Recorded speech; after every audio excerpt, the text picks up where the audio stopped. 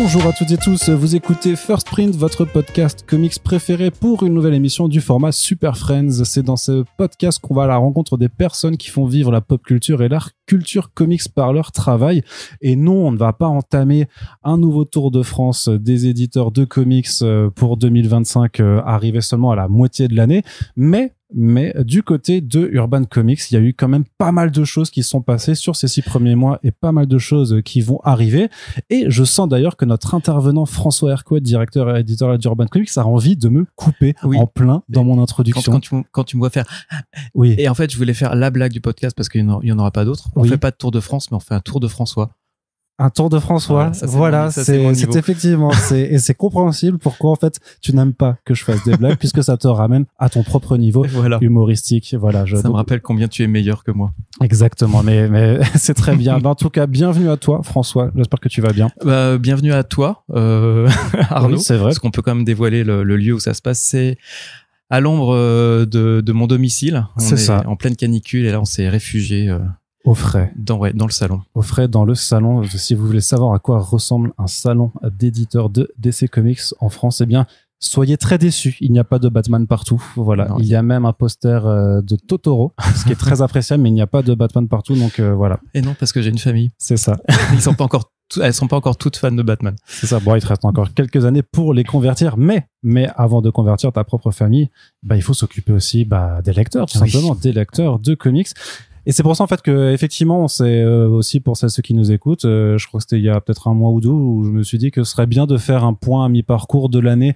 Alors avec Urban cette année particulièrement parce que alors on enregistre, on a quand même eu l'arrivée des Absolutes en France qui, de ce que j'ai compris, dans ce que j'ai vu de ce que j'ai pu voir dans le livre hebdo, a quand même reçu un accueil qu'on ne réserve pas forcément à tous les comics de super-héros, particulièrement en 2025. C'est vrai. Parce qu'il y a aussi le lancement de la collection DC Paperback qui est tout récent alors on enregistre ce podcast et que je voulais avoir aussi un petit peu tes retours parce que on l'avait évoqué dans le dernier podcast ensemble. Il y a la première création originale DC Comics qui a été évoquée. Alors certes, Marigny est passé par là avant, mais c'est la première création originale chez vous.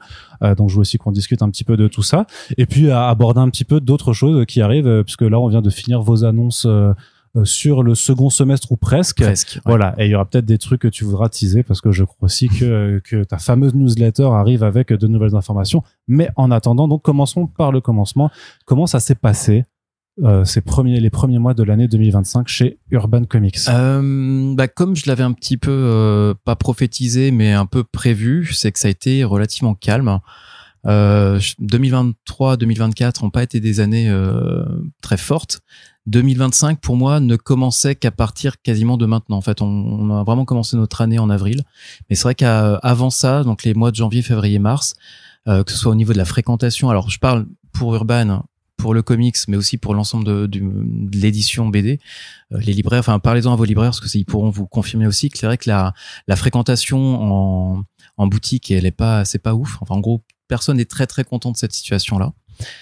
Sauf si tu as des contre-exemples. Ah, pas du tout. Moi, j'allais même dire que je dirais qu'elle est catastrophique. En vrai, si on était un petit peu alarmiste, mais oui, enfin, tout le monde tire la gueule et pas que dans le comics. Alors, peut-être que les gens qui lisent des comics sont pas contents. Sachez que les éditeurs de comics sont pas contents, que les libraires sont pas contents, mais ils sont pas contents aussi de la gueule de leur rayon BD et de leur rayon manga, en fait. Manga particulièrement, vu que les années post-Covid ont été si hautes. Là, ça continue de décroître et en fait de se stabiliser. C'est un marché qui est en train de faire une grosse correction, mais une correction qui est d'autant plus difficile qu'il y a eu des années beaucoup trop fortes en fait qui n'auraient jamais dû être comme ça. Mais alors encore, j'ai aucune autorité pour parler de manga puis même du marché que je suis pas énormément. Mais de ce que je pressens, c'est qu'il y a quand même par rapport à 2019 qui reste toujours en arrière-plan l'année de référence, c'est qu'il y a quand même du coup un niveau de lecteur qui a été atteint. En fait, c'est ils restent quand même avec une base qui est quand même à mon sens plus importante qu'en 2019. Donc je crois en tout cas que cette embellie, que c'est pas une flambée de petits bois pour le manga, que ça n'a pas juste duré 2 ans et puis après basta, ces lecteurs et lectrices vont disparaître dans la nature. Donc je pense qu'il y a quand même eu ce qui est très important de créer des habitudes de lecture, vraiment d'avoir ce rendez-vous, de passer le pas de la librairie au moins une fois par mois. Ça, c'est on a gagné ça sur des dizaines de milliers de lecteurs, c'est vraiment c'est le but. C'est vraiment à chaque fois de créer cette habitude, presque ce manque et ce besoin de se tenir au courant, de cultiver un peu cette culture BD en fait, quel que soit, qu'est-ce que tu rentres par le manga. je pense qu'ensuite les goûts et si le libraire fait bien son boulot, enfin ça va évoluer. Alors on nous décrit, on est dépeint les lecteurs de manga comme des lecteurs et lectrices assez exclusifs et exclusives. Mais je pense qu'il y a quand même, si t'aimes la BD, si t'aimes la narration visuelle, tu vas être amené à aller voir un Kerry Andrews chez Marvel parce qu'au niveau visuel, tu vas avoir des choses qui vont te défoncer la rétine. Pareil pour un Evan Kagel. Je pense aussi en franco-belge, t'as des Sylvain Repos qui vont être hybrides un petit peu de toute cette culture-là. Le label, évidemment, 619. Donc, il y aura, je pense, pour le lecteur de manga qui ignore, qui lira peut-être un jour Watchmen, je pense qu'il y a quand même ce gain qui a été pour le manga. Je pense que l'ensemble du secteur de l'édition BD va également en profiter. Donc, charge à nous d'avoir une offre qui va un petit peu les intéresser, ces nouveaux entrants, on va dire, et charge aussi aux libraires de les garder captifs. Donc, c'est un peu, j'ai l'impression que on fait une prise d'otage là, mais non, pour moi, il y a quand même cette, j'arrive pas à être alarmiste, hein, j'ai beau c'est vrai que tu n'y arrives pas. Et pourtant, pourtant le marché m'envoie plein de signaux, mais j'arrive pas à me départir de ça. Et puis vraiment, je pense que le fait de prévoir, c'est que je suis pas surpris des 3 mois catastrophiques qu'on a vu en début d'année. C'était couru d'avance. On était sur une fin de titre, enfin une fin, ce qu'on appelle un peu une queue de comète en termes d'ère DC Comics notamment, avec tous les don-off, la fin en fait de ces séries qu'on a clos petit à petit, puis même d'autres séries qui n'étaient pas des don-off, mais qui étaient notamment du Nightwing, qui étaient les deux séries Batman. Donc c'est des portes. Les Infinite. Et les Infinite, tout à fait. C'est l'ère Infinite qui se referme. Donc on a vraiment essayé de refermer le plus proprement possible cette ère-là. Je sais qu'il y a j'entends déjà les lecteurs de Green Lantern. Oui, voilà. Je les vois. Ils sont là, ils sont à ta fenêtre. Ne jamais divulguer cette adresse. Et non, j'entends très bien hein, les fans et à juste titre hein, du boulot de Jeremy Adams et Philip Kennedy Johnson.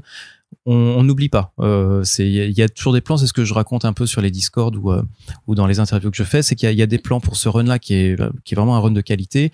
Et ce qui est à la place en ce moment, je suis pas certain. En tout cas, si je me vois pas, forcément proposer maintenant des tomes comme on a pu le faire là pour les DC Prime.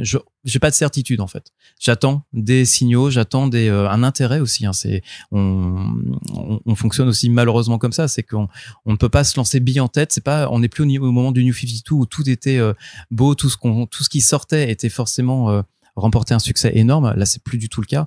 Donc, on est vraiment ultra parcimonieux dans la sélection de ce qu'on publie. Donc, on y va de manière très précautionneuse, prudente. Certains pourraient même trouver ça un peu trop timoré, mais c'est malheureusement le marché en fait qui imprime cette je vais encore dire un gros mot, cette circonspection, c'est qu'il faut vraiment faire gaffe quoi.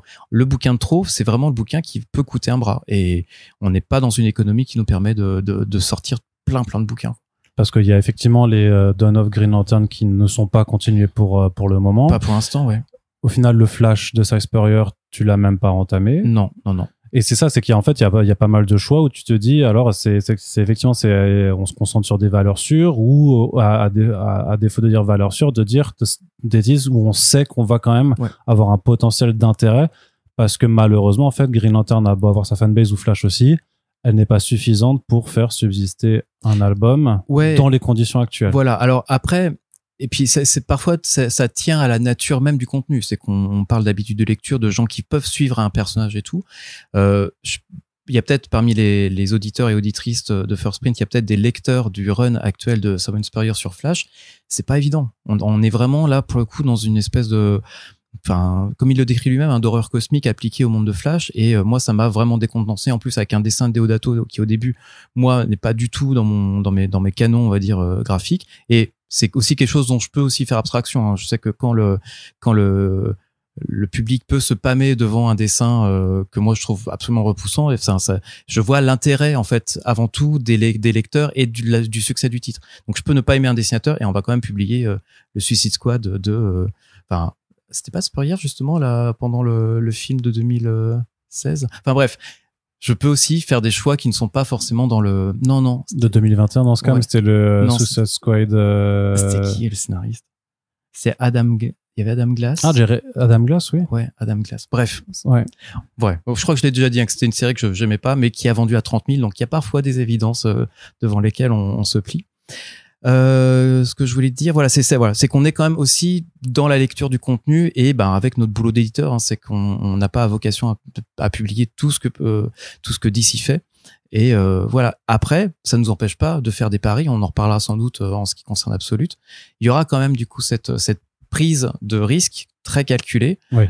Mais on s'interdit pas non plus de se faire plaisir. Et puis encore une fois, on parlera sans doute des formats et des expérimentations qu'on fait. Parce que je considère que en temps de crise, on est en crise depuis 2 ans maintenant. Le pire, ce serait de rester immobile. Vraiment, c'est ce que dit Paul, le directeur d'Urban, c'est que si vous restez immobile, vous mourrez. C'est comme le requin. Il nous dit, c'est vraiment il y a des références très carnassières, mais c'est vraiment ça. C'est que si tu n'évolues pas, si tu n'essayes pas en tout cas de trouver une solution, ben clairement tu crèves. Là, on pourrait emmener la métaphore ou la filer avec qu'est-ce que c'est je crois que c'est Descartes qui parle de l'homme perdu en forêt. En fait, c'est un truc que j'ai déjà raconté dans une newsletter, donc j'étale tout ce qui me reste de mon cursus philo, mais c'est comme la confiture, hein, c'est ça, exactement. Faut y aller. C'est qu'en fait, l'homme qui est perdu en forêt, si à un moment il n'avance pas dans une direction, il meurt à 100%. Alors que celui qui tente, il arrive à peut-être mourir, mais au moins il a tenté, il va surtout, il augmente de manière infinie en fait le nombre de chances qu'il a de s'en sortir. Donc pour moi, ouais, il faut tenter, il faut pas multiplier, on va dire contre tout bon sens, mais on a besoin de valider ou pas des intuitions. On va être amené à parler des différents formats qu'on a pu lancer là, même en début d'année, parce que le début d'année était vraiment pas folichon, mais c'était quasiment couru. Mais est-ce que juste quand tu dis ça, effectivement, t'en es conscient de toi-même, c'est-à-dire que est-ce que même dans tes choix, tu dis bon, on va aussi réduire le nombre de titres qu'on va publier, ou alors on fait bon, bah en fait ces titres on va les faire parce qu'il faut les faire, mais effectivement, après c'est pas non plus une parole que tu pourrais mettre dans une de tes newsletters ou que tu pourrais donner à ta CM pour dire bon bah les lecteurs, voilà, ce mois-ci on a ça, on sait que c'est pas ouf, mais voilà, c'est ah non, on va, tu vois le terrain. Non, j'aurais vraiment du mal à pousser un bouquin qui comment dire, prenons le cas par exemple d'un c'est pas grave, je vais froisser des je pense des sensibilités, mais par exemple David Finch, c'est pas un dessinateur moi qui m'éclate, et à l'époque on avait fait moi que tu froisses là, hein. Ah, je suis désolé. On avait fait, mais je préfère Jason Fabok, tu vois, je garde quand même une base. On avait fait du coup son Batman le Chevalier Noir, qui en plus c'était Greg Hurwitz au scénario, c'était pas ouf, c'était le Lapin Blanc, c'était tout ça, enfin c'était une autre époque. C'était une autre époque, mais pour moi par exemple, c'est un truc que jamais j'aurais acheté. Mais voilà, Batman plus David Finch, évidemment en fait qu'on le sort. Donc non, pour moi, chaque titre, chaque album, et c'est aussi des choses que j'ai pu dire même à ce micro-là, chaque album a son utilité. Si on est persuadé de l'utilité du bouquin, que ce soit par goût personnel ou parce qu'on a stratégiquement intérêt ou économiquement intérêt à le sortir, pour moi c'est valide. Après, oui, non, il y a des bouquins, encore, je m'en cache pas de le dire, il y a des bouquins qu'on a sortis que je ne lirais pas, enfin, que je n'aurais pas lu si j'étais lecteur de comics. Et c'est tout l'intérêt de l'éditeur, enfin, tout l'intérêt, le rôle de l'éditeur, c'est aussi de pouvoir se décentrer, se dire, bon, bah, c'est pas mon truc, mais je sais qu'il y a un public, je sais qu'il y a une attente. Que ça va parler à d'autres. Hein. Et que le marché valide. Alors après, faut espérer qu'il le valide ou pas, mais là, le dernier titre en date, c'était qui a pas été validé là pour le coup, c'était le Batman et Robin dessiné par Simone Di Meo. Dynamic Duo, ouais. Ouais. Et bah voilà, là qui pour le coup, malgré Batman et Robin avec un dessin qui moi à titre perso me plaît pas du tout, mais je me dis bon, je sais que j'ai plusieurs membres de l'équipe qui sont dans leur vingtaine et qui trouvent ça génial, qui trouvent que c'est un dieu du dessin. On a pu voir ce que ça donnait dans la version noir et blanc d'un des Batman White Knight de Sean Murphy sur le 2 épisodes là du Redwood. C'est pas fou en fait. Mais bon, faut-il que là on a fait le test. Bah le test en tout cas, le marché nous a renvoyé, ce que le lecteur nous renvoyait, c'est que la suite est pas ardemment désirée quoi. Donc là typiquement c'est malheureusement une série qu'on n'a pas prévu de terminer. Je sais qu'en disant ça, il va y avoir des levées de boucliers et que ça va être, même si c'est un peu acté, hein, je pense que les gens qui nous posent encore la question, si vous voyez pas les bouquins arriver 6 mois après, ou alors à moins qu'on l'ait annoncé avant, comme un Chronicle, c'est 1 fois par an, ou c'est ce rythme-là, bah c'est aussi parce que ça ne se vend pas. Et on est dans un contexte où, même dans un contexte normal, un bouquin qui se vend pas, il y a peu de chances de voir la suite. Là, c'est encore plus débattu. Puisqu'on en est même, et pour noircir encore un peu plus le tableau, pourquoi j'y arrive, c'est qu'on en est même à débattre on a trouvé des solutions, mais on arrive à débattre des réimpressions.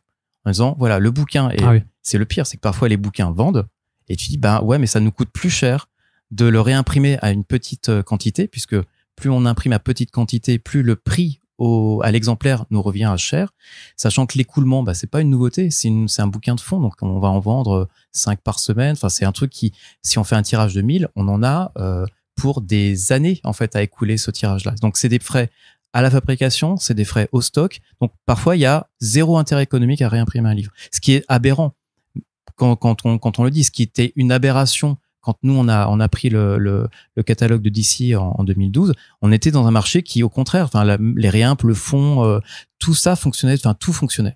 On ne se posait pas de questions. On ne se posait pas de questions non plus sur le coût de fabrication d'un bouquin. C'était même un truc complètement abstrait enfin, c'était pas un sujet, quoi. Et depuis le Covid, la crise du papier, tout est un sujet. Tout se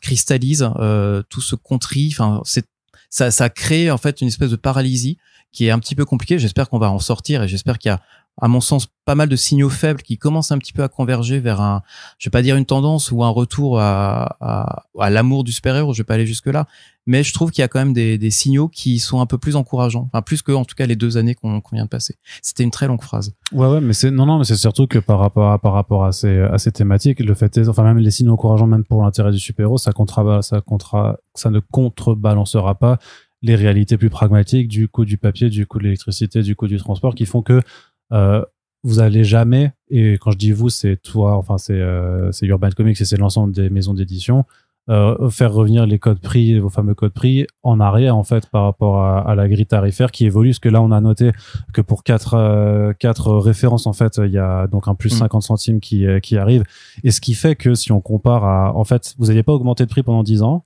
En 2022, il y a eu le premier été où il y avait cette première augmentation de prix, ce qui fait que maintenant, un bouquin qui coûtait 16 € en 2021, maintenant coûte 18,50 en 2025. Il n'y a pas de retour en arrière à imaginer qu'il soit réalisable. Non, ça c'est un peu le sujet tabou. C'est enfin un prix qui augmente. Est-ce qu'un jour ça redescend? Je connais pas de situation. Après voilà, faudrait espérer que nos salaires augmentent en conséquence. On peut en parler assez longtemps, plus à un niveau macro, mais oui, effectivement, là, cette vie ne va pas devenir plus économe par la suite. Ce qu'on peut quand même trouver comme solution, et je sais que ça, les gens pointent du doigt en disant ce qu'il a dit, c'était pas vrai. C'est pas encore vrai, mais c'est que justement quand on, par exemple, la problématique des réimpressions, de comment est-ce qu'on peut faire pour garder des bouquins au catalogue sans que ça nous coûte un bras, et on essaie de garder les prix, des prix, on va dire, acceptables. Encore une fois, acceptables. Ils le sont économiquement. Enfin, tous les prix sont justifiables. C'est juste que parfois, dans la perception du lecteur et de la lectrice, c'est compliqué de débourser. Je comprends 42 € pour un 700 pages en souple. Il faut quand même remettre les choses en perspective. C'est qu'on est, pour parler notamment du Batman No Man's Land, qui fait ses 696 pages exactement et qui coûte 42 €. Certes, c'est du souple, mais on est quasiment à 700 pages. Enfin, et c'est, encore une fois, j'avais fait la démonstration sur ta newsletter, la newsletter de si on avait dû réimprimer tout No Man's Land, les 6 tomes, aujourd'hui, mais on serait, ils étaient, je crois, à 35 €, entre 28 et 35 €, mais ils auraient pris 5, 6, 7 € de plus, en fait. Donc, vraiment, il y a pour le coup, une réelle économie par rapport au prix d'avant, mais par rapport au prix d'une réimpression qu'on aurait pu faire, c'est 80 balles d'économise. Enfin, c'est vraiment, on jongle, en fait, avec des contraintes. C'est presque un nouvel exercice. Et moi, c'est pas non plus pour me déplaire, parce que ça nous force aussi à nous réinventer. Tu vois, le souple avant, au lancement d'Urban, c'était hors de question. Et il y a un nombre d'interviews où tu étais d'une condescendance absolue. Ça, c'est moi, ça. Sur le souple. Ça, je suis on attend encore que tu sortes des omnibus pour que ce soit ton dernier retournement de veste. Zéro colonne vertébrale. Clairement, ouais, c'est ça. Mais si je me permets de le dire dans ces termes, c'est que oui, c'était quand même il y a 13 ans. Voilà. En fait. Oui. Et le truc qui m'énerve un peu, c'est que quand on enregistre ce genre d'émission et qu'on le dit comme ça fait un peu genre ouais, les deux ils savent tout et ils essayent de tout expliquer parce que on est dans une situation privilégiée, toi en tant que directeur de collection, moi en tant que journaliste. Mais en fait, ça change pas la réalité des faits. Que il y a 13 ans, on n'était pas du tout dans le même contexte, et en plus, je pense que tu le sais mieux que moi, puisque c'est toi qui as accès au fichier des commandes de papier, au coût, au devis en fait des imprimeurs, à ce qui s'est passé depuis même en l'espace de 5 ans en fait, même 2020 et 2025, c'était pas pré-Covid, c'est pas du tout la même situation quoi. Enfin, oui, on pourrait même parler, mais peut-être pas. Enfin, sur cette antenne, c'est relativement, sera pas trop étendu, mais presque d'une entente commerciale au niveau des fabricants de papier pendant le Covid, justement pour créer ce principe de rareté, pour faire monter les prix qui étaient historiquement même anormalement trop bas. Mais compris des et qui eux ne sont jamais redescendus non plus. Non, ça augmente moins vite. Voilà. C'est ça. Mais c'est terrible. Là, pour le coup, non, ça devient compliqué, mais c'est, encore une fois, je trouve qu'on est, du coup, dans une contrainte. Et avec cette contrainte, on travaille vraiment le matériau au corps. On crée des collections. Un paperback est vraiment né de cette nécessité de, merde, je peux plus avoir No Man's Land au catalogue, je peux plus avoir tel titre. Moi, ça m'ennuie, tu vois, tout ce qui est Geoff Jones présent Green Lantern, Superman. Au moment, en plus, on a un film qui arrive en juillet. C'était une aberration, en fait, économique de ne pas avoir plutôt éditorial, de ne pas avoir ces titres-là au catalogue. Donc, on a trouvé un moyen d'avoir des 200 pages à 18 francs. Bienvenue en 1980. Oui. Chez Fourchier à 18 €. Enfin, c'est des choses qui ne seraient pas possibles autrement qu'en passant par du souple. Et puis aussi parce que, comme ce sont des nouvelles éditions, elles ont aussi ce statut de nouveauté, et ça permet, du coup, d'intéresser un nouveau public, de faire un bip sur le radar. C'est plus juste un livre de fond qui est recommandé par un libraire et ça disparaît dans la masse. Là, ça crée un petit appel d'air. On n'a pas encore au niveau des ventes assez de recul pour se dire ça défonce tout et c'est vraiment la bonne solution. Je pense que moi, en tant qu'éditeur, je suis content de garder ces titres-là. Puis on a bien aimé jouer avec la maquette, avec l'objet, parce que du coup, c'est vraiment, là pour le coup, c'est comme un peu avec les nomades, on s'est réinventé un peu, on s'est même pas dédié, mais parce qu'on garde toujours une charte qui est assez présente. Mais c'est vrai qu'on a décidé de faire des paperbacks leur propre objet. Vraiment, chaque paperback soit son propre univers. C'est ce qui se passe sur la saga No Man's Land où il y aura j'entends déjà les gens grogner, où il y aura du coup cette frise, où il y aura le No Man's Land. Voilà, c'est une manière aussi de faire rentrer un peu la lumière dans les bibliothèques, puisque le noir absorbe toute la lumière. Donc on a cette espèce de monolithe urbaine qui est à la fois un repère. Pour d'autres, ça les lasse. Pour d'autres, c'est pratique. Enfin, on entend tout en fait. Et puis on a cette chance d'occuper la place qu'on a en fait en librairie et puis un peu dans le cœur. Ça dépend des endroits, mais dans le cœur des lecteurs et des lectrices, on est très visible. Donc forcément, chaque changement, chaque décision fait, c'est énormément de commentaires et c'est normal en fait. C'est complètement normal. Oui, et c'est même sain.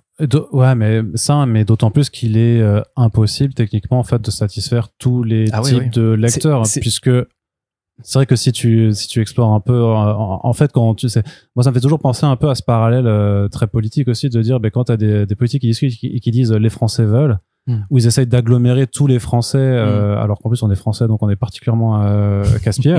Mais pour les lecteurs de comics en France, je crois que c'est pareil, si ce n'est pire, c'est qu'il n'y a pas un lecteur qui ressemble à un autre en fait. C'est-à-dire que même moi, ce que je souhaite en tant que lecteur, je pense que c'est pas du tout la même chose que forcément parce que Riley Rosmo, tu vois, on pourra en parler, tiens, par exemple. Citer le nom Oni. Non, mais t'as dit Simone Dimé aussi, tu vois. Ouais. Et David Finch, donc les trois, déjà 3 raisons de pas s'aimer en fait, François.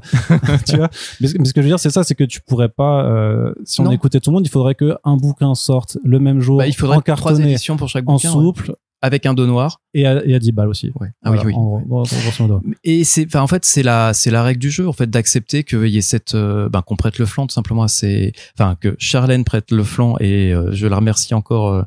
Et je la remercie tous les jours pour le feu qu'elle peut prendre en première ligne. Donc modérer, si je peux juste vous donner un petit conseil, je me permets.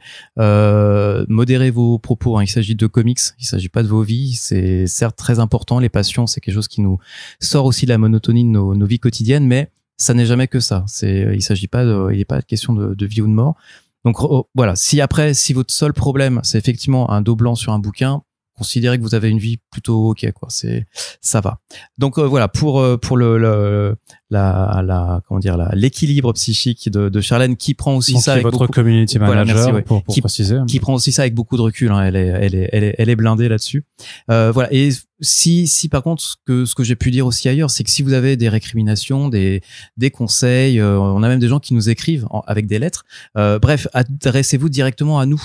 C'est sans doute la manière la plus simple et la plus sûre. Alors je dis pas que ça va arriver et qu'on va s'exécuter à chacune de vos demandes, mais au moins il peut peut-être y avoir un dialogue d'installer. C'est vrai qu'aller se répandre sur les réseaux, alors ça peut faire du bien sur le moment, mais honnêtement, je pense que le côté la transformation de l'exercice, ça va juste vous permettre de décharger un peu de négativité sur les réseaux, mais au final, vous allez rester frustré. Alors que voilà, si vous pouvez en parler à quelqu'un qui a une prise un petit peu sur le nœud de vos problèmes, ça sera sans doute plus simple. On va réfléchir avec Charlène notamment à une solution justement pour permettre à chacun de poser ses questions et voilà, il y avait déjà ma newsletter qui permet d'accueillir en fait les doléances, les conseils aussi, parce que ça me nourrit énormément. Enfin, j'ai aussi déjà pu le dire, c'est que c'est un vrai espace d'échange avec les lecteurs. Alors les lecteurs, je crois que j'ai compté 2 lectrices. T'as voulu être inclusif, mais, non, on connaît les chiffres. Voilà. Mais et voilà, et donc je pense qu'il y a vraiment cet espace en fait d'échange qui je pense est moins vain, on va dire, que aller gueuler sur Twitter ou sur d'autres réseaux. C'est ou Facebook, puisque c'est Facebook que je te regarde. Facebook sur lequel ça c'est assez véhément de façon générale, mais je veux dire que j'avais pu observer effectivement aussi certains commentaires assez remontés, on va dire, dans votre newsletter, mais avec laquelle tu réponds avec courtoisie. Ce que je serais incapable de faire à ta place. C'est ce qu'il faut comprendre, c'est que je pense que les personnes les plus véhémentes, comme tu dis, sont aussi parfois les personnes les plus passionnées. En fait, on altère l'objet de leur passion et elles ont besoin en fait d'être rassurées. Et une fois que tu as décodé ça, je me rappelle au tout début de cette newsletter, vraiment il y en a un qui me rentrait dedans, en gros, qui me demandait t'es con ou t'es bête. Enfin, c'était vraiment, si on résumait la réponse, c'était ça. En fait, une fois que que tu ramènes ça aussi sur la question sur le vrai objet de l'inquiétude et tout ça, en fait les gens se détendent, disent ah oui, en fait il m'a entendu. Donc j'ai débranché en fait mon cerveau reptilien, parce que c'est celui qui répond à l'agressivité. Donc je fais, hop là, on va essayer de prendre un peu de recul, et au final non, je comprends que tu as besoin d'être rassuré. C'est le boulot d'un directeur éditorial, c'est de donner une direction éditoriale, d'assumer cette direction-là, d'y répondre, de se faire l'homme sandwich, de faire ce que je fais là aussi, enfin cette promo, cette communication, c'est d'apporter des explications. Alors jusqu'où il faut amener le détail de l'explication? Est-ce que vous voulez vraiment savoir comment la saucisse est faite? Je trouve que déjà avec le boulot que Comicsblog et First Print font depuis maintenant pas mal d'années, il y a un peu plus cet accès-là à l'info. Si tu me demandes est-ce que c'est une bonne chose, je pense que oui, il y a une manière de dédramatiser ou de défantasmiser, défantasmer certains aspects. Ça devient moins romantique du coup, mais ça peut donner des clés de compréhension. Et je pense que faut pas fouler aux pieds. J'ai que des expressions du Moyen-Âge. Je suis désolé. Faut pas minimiser. T'as oublié ton troubadour derrière toi. Fais gaffe. Faut pas minimiser aussi cette curiosité, parce que je pense que c'est plutôt ça, enfin, d'avoir des gens qui veulent comprendre un peu plus ce qui se passe. Il y a le boulot que fait First Print. Il y a aussi tout le boulot des autres vidéastes qui participent un petit peu à cette meilleure compréhension, en tout cas, de ce qui se passe. Alors après, il y a des théories complètement pétées, mais ça arrive. Chacun vit dans sa réalité en ce moment, visiblement. Mais en tout cas, cet accès à l'information existe. Donc il est plus en facilité. C'est ça le truc, c'est que l'information existe. Encore faut-il la lire ou vouloir la lire, vouloir la lire et vouloir l'entendre, parce que moi j'ai quand même l'impression depuis des années que maintenant que je fais aussi ces podcasts réguliers avec toi et avec d'autres maisons d'édition, qu'il y a plein de choses qui sont dites et qu'on répète, et qui malgré tout en fait ne sont pas entendus, parce que là c'est à mon tour de faire le yeuve, mais il y a pas plus sourd que celui qui ne veut pas entendre aussi. Et moi j'entends quand tu dis qu'il faut, et je le comprends aussi, qu'il faut rassurer les lecteurs, que c'est ton boulot de directeur éditorial d'assumer ta direction et de l'expliquer aussi et tout ça. À un moment t'es pas non plus la daronne en fait de tous les lecteurs, dans le sens et on parle aussi de bouquins, donc le côté faut les rassurer quand. Là, on va faire un aparté. Je voudrais juste revenir sur les arrêts de série, mais juste pour l'aparté des chroniqueuses, où effectivement, en juillet 2024, tu avais fait dans ta newsletter, tu avais acté le fait que la collection allait ralentir avec tout l'argumentaire que tu as non, en fait, avec les explications, sauf que, au final, c'est un rythme que tu avais annoncé à cette époque-là qui ne peut pas être tenu, visible pour des raisons que tu pourras peut-être expliquer au micro, mais de ce que moi je comprends, simplement, que vu que vu ce que je connais et de ce que je vois du marché, en fait, maintenir plus que 3 volumes de Chronicles par an, en fait, c'est juste pas viable pour la collection. Et le truc, c'est que t'as beau avoir déjà dit en fait que ça devait ralentir, parce qu'en fait c'était des bouquins qui sont très chers à faire, qui prennent énormément de temps, qu'en plus maintenant on aborde des parties où c'est du 100% inédit, donc ça prend aussi tout le temps de traduction et tout ça.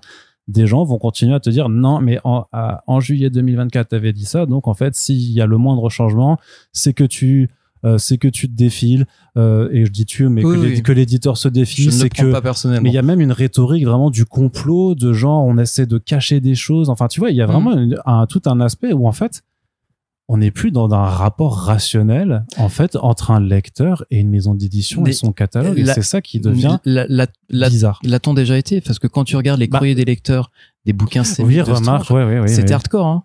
Je ne les ai pas connus, ceux-là. Je me rappelle à l'époque où t'avais c'était le Nightwing de.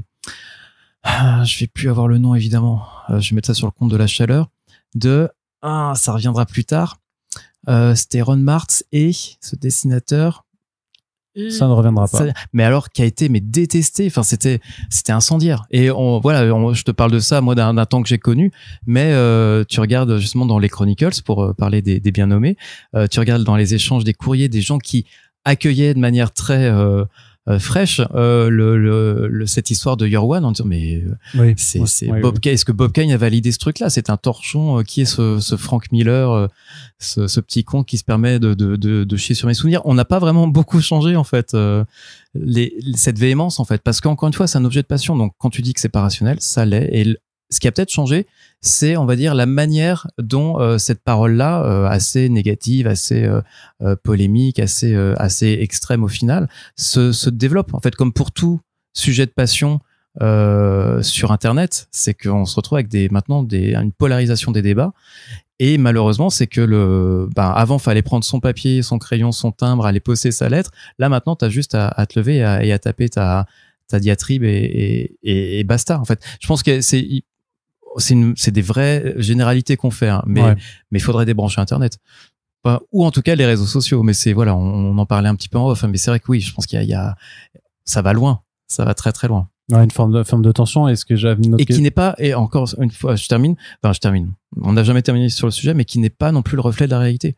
C'est que vraiment, c'est aussi un miroir déformant d'une partie qui représente plus ou moins un pourcentage plus ou moins important du lectorat, qui peut, alors c'est un peu malheureusement c'est un peu le côté obscur, c'est que ça peut, alors teinter, ce serait faire du mauvais français, mais ça peut influencer en fait malheureusement des gens qui débarquent et qui voient des vidéos en disant le marché est foutu, Chronicle c'est terminé, enfin avec cette déferlante. Urban va arrêter de faire d'ici. Ou est Batman.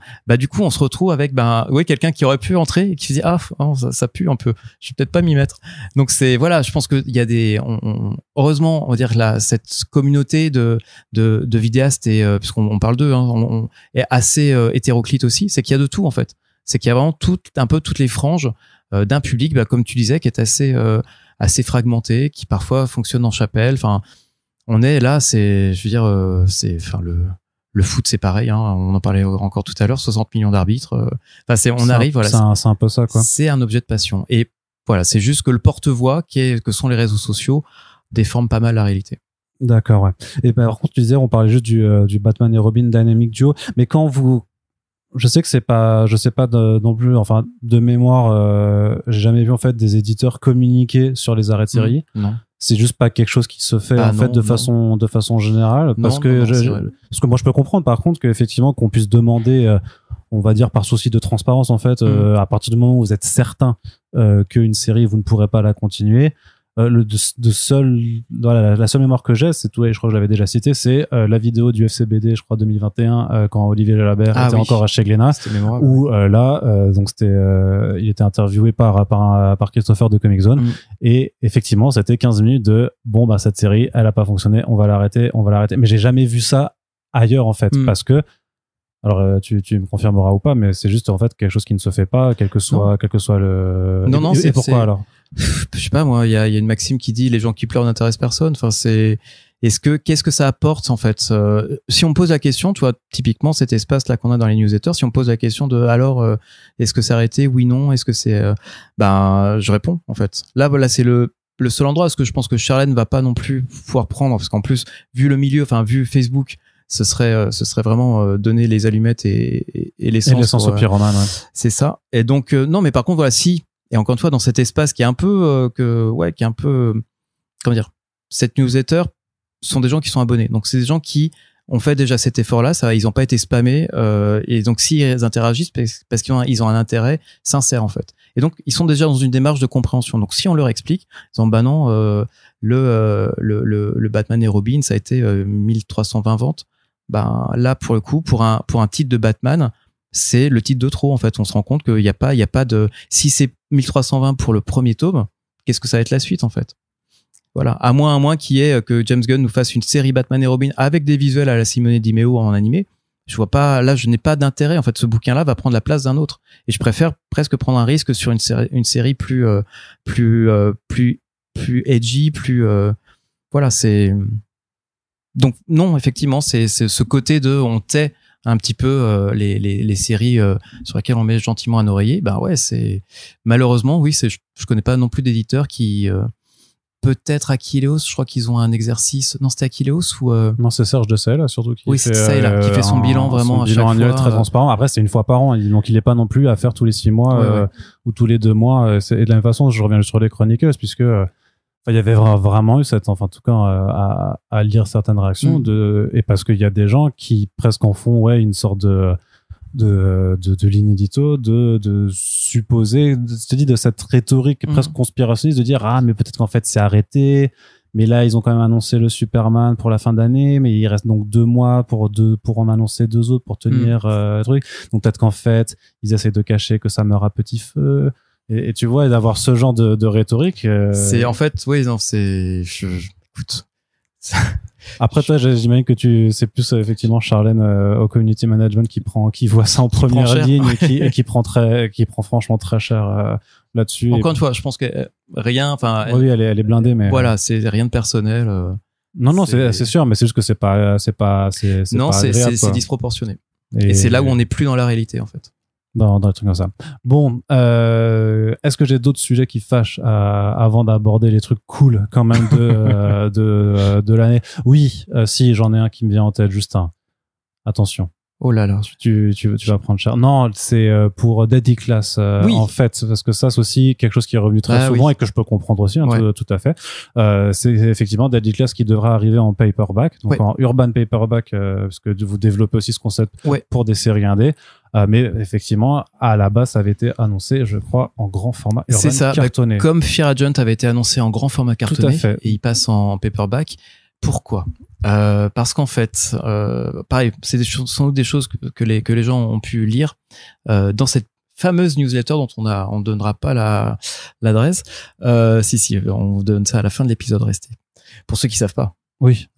En fait, c'est 2 cas différents. C'est mais on va dire pour poser le cadre un petit peu, c'est que les rééditions qu'on a pu faire de séries indé dans ce grand format urban ont pour la plupart toutes fonctionné. C'est qu'on est sur du Seven to Eternity, sur du Descender Ascender, sur du East of West, sur du Black Science, sur du Gideon Falls. Tout ça a vraiment très bien fonctionné. Quand je dis très bien, c'est que on sait, les libraires nous le disent, on sait que ce format-là a capté l'attention de gens qui ne sont jamais venus sur les premières éditions.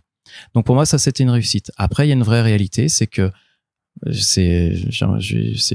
comment dire, il faut que je mette je suis en mode repeat, mais ces bouquins-là coûtent très cher à faire, ce qui fait que la réimpression est problématique. Réimprimer ces bouquins-là à plus faible exemplaire, ça fait monter le coût de fab et ça rend la balance financière négative. Donc c'est pour ça que tu disais que ça, effectivement, tu es en repeat parce que tu nous l'avais dit. Oui. Quand on s'était vu en début d'année, qu'il fallait considérer et tu l'avais aussi écrit que c'était des tirages uniques. Voilà. Ouais, c'est vraiment, si vous voyez ces titres-là, traînez pas. Parce que je suis pas, moi j'aimerais qu'on ait à nouveau une belle édition une édition en tout cas dans ce format-là de East of West. C'est comme ça qu'on l'a pensé avec les couvertures et tout. Donc ça, c'était vraiment une vraie fierté. Malheureusement, voilà, le titre a beau se vendre, parce que les libraires nous disent, mais alors quand est-ce que ça revient et tout. Bah la forme la plus probable à l'heure actuelle, c'est du paperback. Donc c'est vrai pour alors Fear Agent a cette petite particularité c'est pas vraiment une réédition pour nous. Ça l'est dans les faits puisque c'est un titre qui a été intégralement publié par Achilleos, qui du coup il avait sorti, je crois que l'intégrale elle devait être à 80 à un moment, puis elle a été retirée et ils l'ont, ça a été restické moitié moins cher. Donc au moment où nous on commençait à annoncer ce titre-là en grand format, où on commençait à l'envisager, on se dit mais si on vient avec 2 tomes à 40 balles, là où l'intégrale est dispo encore et en masse, enfin du moins en quantité suffisante pour le marché comics à 40 balles, bon, ça sert à rien en fait. Notre bouquin il est mort, on va se taper des retours de fou et ça sera vraiment une très très mauvaise opération. Donc on a laissé un temps de jachère sur lequel on a pu réfléchir un petit peu et ce qui semble le plus viable pour ce format-là, tout en gardant un prix contenu parce que le prix qu'on annonce en paperback est moins cher que ce qu'on aurait sorti en grand format. Donc voilà, ça permettait à mon sens de quand même de répondre à cette demande-là. Et puis pour moi c'est un titre important. Enfin tous les titres de Remender le sont. Celui-là en particulier, ce qui pose vraiment les bases de tout ce qu'il va pouvoir développer ensuite à travers ces personnages un peu traumates. Et donc pour revenir à Deadly Class, on est dans ce retour d'expérience aussi que les séries peut-être trop comics ou peut-être trop pointues, je pense notamment à Paper Girls qui ne figure pas parmi les intégrales qui ont bien fonctionné, au contraire, peut-être parce que le dessin de Cliff Chiang était trop particulier, peut-être trop pas symbolique mais trop stylisé, parce que moi j'adore, je trouve que c'est une ligne claire qui défonce tout, mais on va dire qu'une majorité de lecteurs n'est pas d'accord avec moi. Ça s'est vu en fait, en tout cas malgré le nom de Brian K. Vaughan, c'est en tout cas une série qui n'a pas trouvé son public. Et pour moi, Deadly Class de Remender et Wes Craig, le dessin de Wes Craig que j'adore, j'ai une couverture chez moi originale et tout, mais j'entends complètement que les gens trouvent ça moche. Je renvoie les gens à ce qu'on a pu lire sur la deuxième partie du DC All-In Special, celui qui annonçait justement l'ère All-In, avec un côté dessiné par Sam Perret et le côté New Gods dessiné par Wes Craig. Certaines personnes ne se sont pas encore remises. Donc je comprends que le dessin de Wes Craig rentre pas dans les canons de beauté en fait. Ça et je le reconnais, et je trouve même que c'est ce qui fait son charme, ce côté un peu cassé, ce côté Kirby, mini Kirby vénère. Moi j'adore. Mais je pense que si on le fait en grand format, c'est un four. Je suis persuadé. Alors que le format paperback, avec du coup en plus ces couvertures qui vont être très comics pour le coup, qui sont déjà en fait faites par Wes Craig, correspondent très bien en fait à cet esprit aussi un peu punk du bouquin, qui sera aussi moins cher, donc plus accessible. Ça va faire 4 belles intégrales.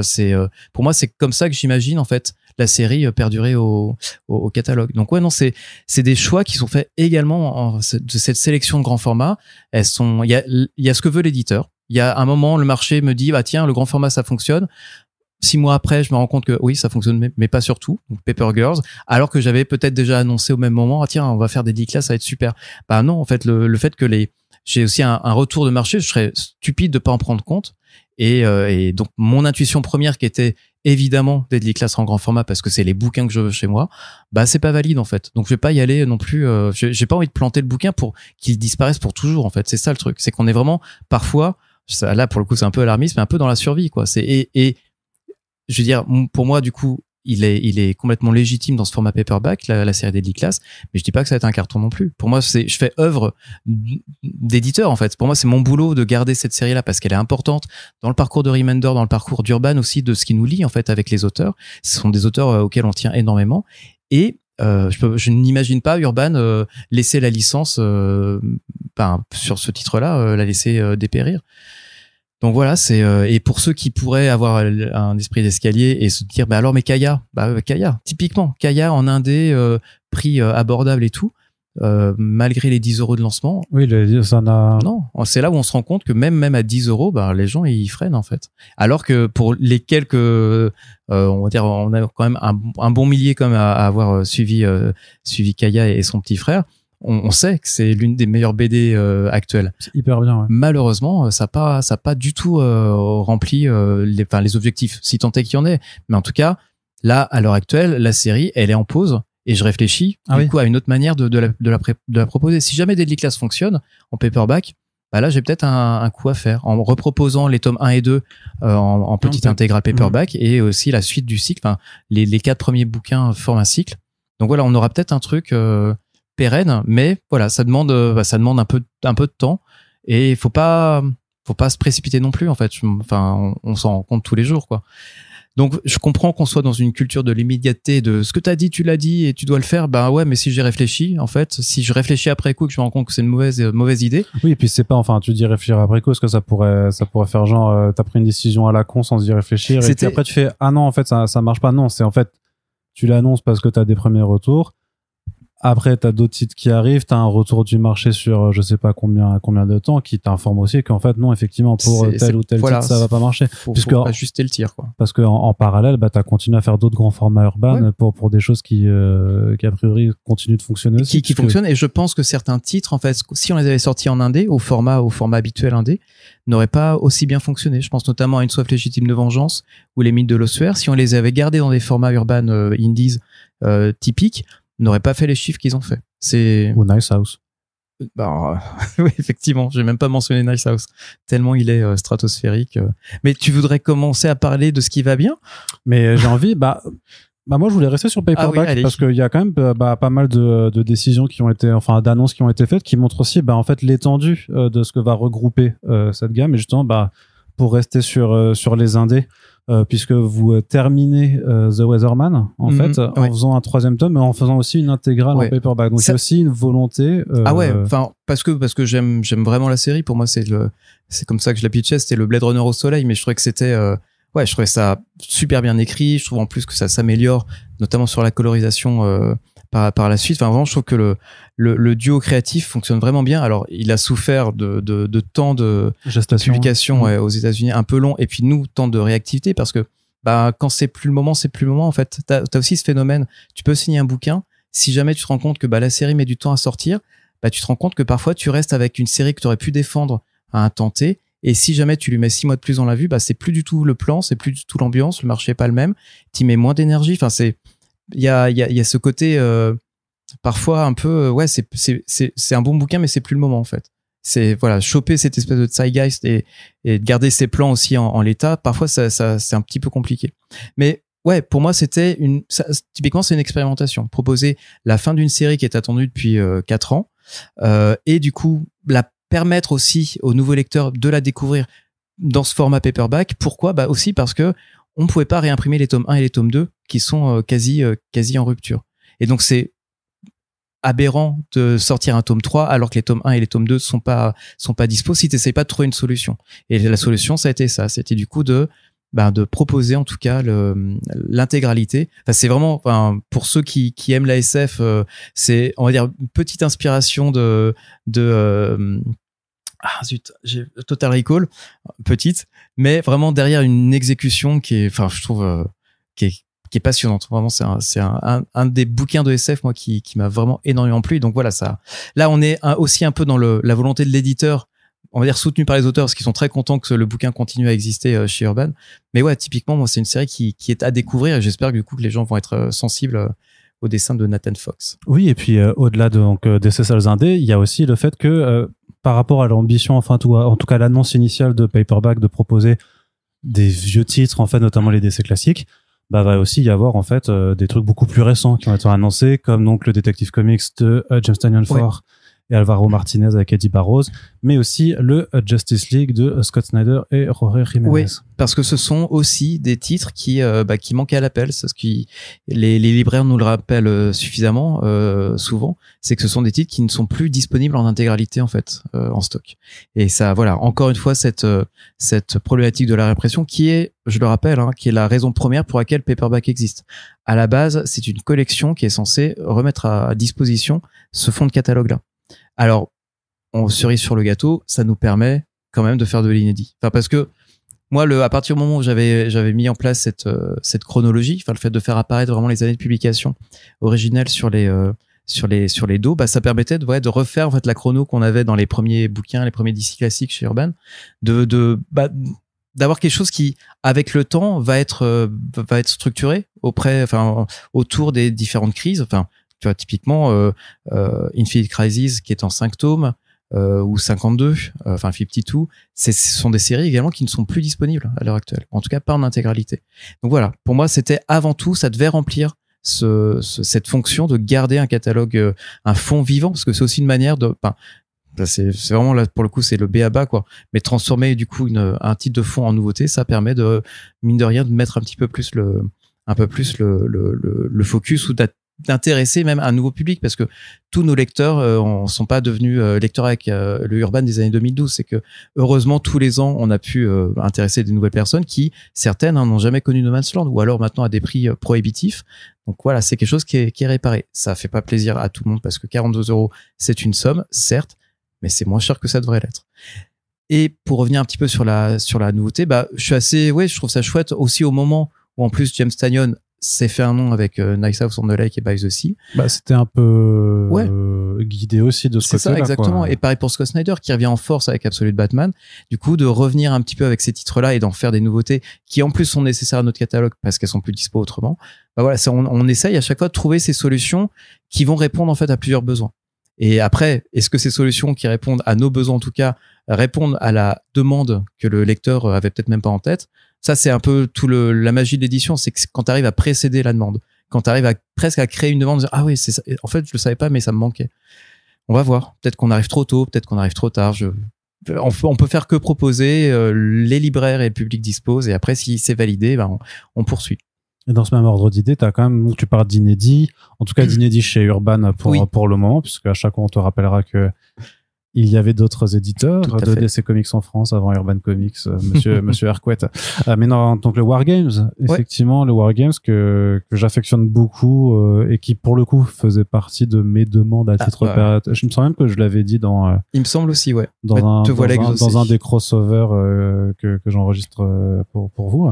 Mais donc oui, ce Wargames publié à l'époque que moi j'avais découvert dans les kiosques de Panini à l'époque, que j'avais trop kiffé aussi après ensuite, que j'avais repris en TPB VO pour découvrir toute l'histoire. Mais donc, est-ce que c'est aussi à terme une possibilité alors de sortir du complètement inédit dans ce format-là, quand bien même on répète souvent que si les albums cartonnés coûtent aussi si cher, c'est parce que faut payer la trad et tout ça, et donc ça se répercute. Et c'est en fait la raison pour laquelle ces inédits en fait sont majorés. Il y a c'est un peu plus cher. Alors pour ceux qui tiennent des comptes, vous verrez on sort un petit peu de la tranche de prix qu'on s'est donné. Et parce que, simplement, oui, c'est des bouquins qui, pour rester rentables, pour faire de l'inédit, il faut malheureusement les faire payer un peu plus cher parce qu'il faut amortir le nouveau lettrage, la nouvelle trad. C'est aussi simple que ça, en fait. Donc, on se retrouve avec 2 € en général, un peu plus cher que à pagination égale, ce qui va se retrouver ce qui n'est que de la réimpression ou de la réédition, on va dire. D'accord. Donc voilà. Mais autrement, oui, non, ça va nous permettre de combler plein de trous parce que mine de rien, il y a plein de choses qu'on n'a pas eu le temps de sortir, on va dire. Pourtant, on a mis le rythme, hein, mais non, il y a encore beaucoup de choses à publier. Alors après, est-ce que tout doit être publié? Je suis pas certain non plus. Donc c'est encore une fois notre boulot d'éditeur que d'éditer, sélectionner. Mais il y a des events auxquels on n'a pas touché. Enfin, il y a plein de choses à faire. Et encore moi, là pour le coup, mon plaisir d'éditeur, ça va être de compléter cette frise, en fait, vraiment d'arriver avec quelque chose qui va pouvoir enchaîner. Évidemment, Crazy Infinitor pourrait possiblement intégrer cette collection-là pour ensuite avoir du coup des je suis en train Legends, d'avoir d'autres c'était quoi, c'était Zero Hour, enfin tous ces titres-là en fait qui vont également convoquer une série de peut-être d'autres ouvrages un peu satellites qui vont permettre de rentrer un peu dans le dur. Alors on va y aller doucement parce qu'on a déjà l'expérience de Confidential et on a vu c'est ce que j'allais on a vu qu'il faut pas y aller trop vite, et encore on était dans les bonnes années en termes de vente et d'intérêt pour Medium super-héros. Mais moi c'est le fantasme que je caresse, si je peux m'exprimer comme ça. C'est vraiment d'avoir cette de creuser en fait, de faire tu vois, Legends, on aurait moyen ou soit de faire les 6 épisodes de la mini-série ou d'aller étendre un peu plus. Tu vois, comme pour The Final Night, on a rajouté quelques épisodes qui, à mon sens, sans ça, c'était un petit peu sec, notamment l'épilogue avec l'enterrement d'un personnage et la réflexion de bâtard de Batman derrière. Enfin, c'est vraiment, je trouve que c'est vraiment c'est là où tu ressens vraiment la saga. Enfin, je trouve que c'est à partir des années 80, t'as vraiment ce côté famille ultra dysfonctionnelle qui fonctionne vraiment bien. Enfin, et on peut imaginons. Du coup, elle est dysfonctionnelle ou elle fonctionne bien? Le fait que ce soit dysfonctionnel et que Batman punch Guy Garner, ça fonctionne très bien, visuellement en tout cas. Mais oui, en tant qu'équipe à gérer, c'est très compliqué. Mais voilà, c'est cette période-là, tu vois, on parle des Justice League International qui, en l'air, a pas rencontré vraiment son public. Peut-être que un film de James Gunn pourrait remettre un peu, je sais pas moi, Guy Garner et toute cette période sur le devant de la scène. On pourrait du coup avoir complété en fait Justice League International et Europe et en fait ce qu'on a déjà publié, mais aussi peut-être la suite inédite. Pareil pour les. Alors je vais.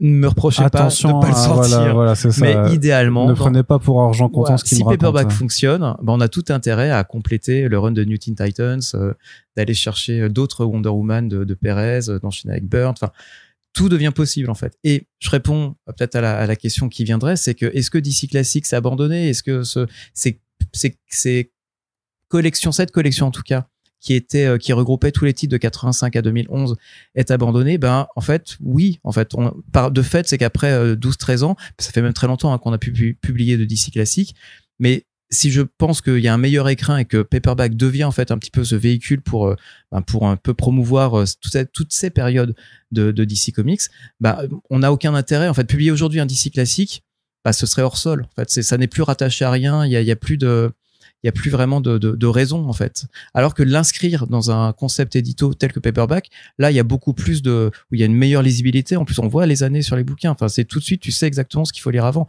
C'est qu'il y a même presque pas besoin de mettre une timeline. On le fait quand même parce que on aime bien.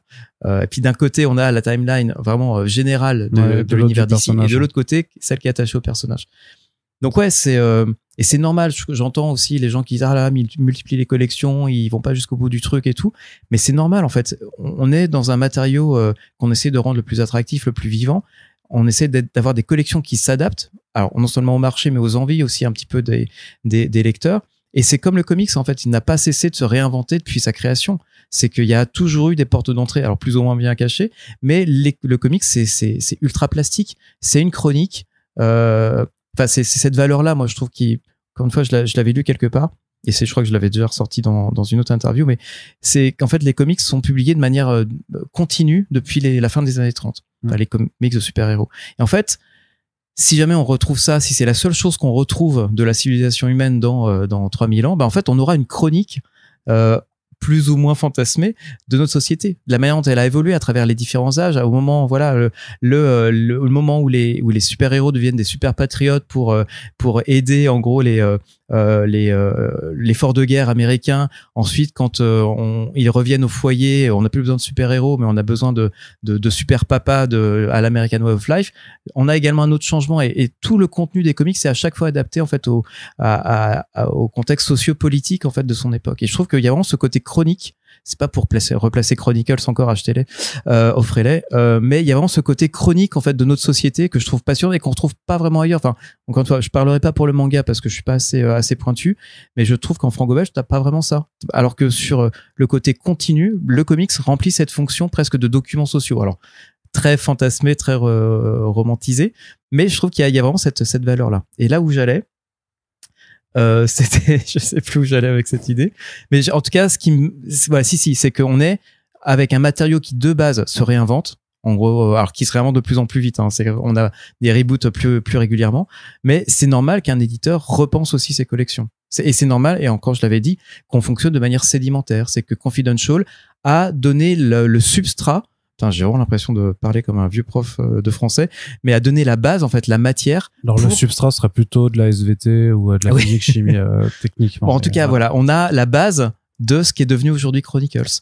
On a vraiment à chaque fois, ça fonctionne par couche en fait. On apprend, on perfectionne, on adapte, et on peut pas reprocher à un éditeur de vouloir s'adapter en fait. Sinon, sinon, tu continues à faire tes cartonnés en ajustant les prix à ce que ça doit coûter, tout ça. Puis dans un an, on vous dit au revoir, quoi. Ouais.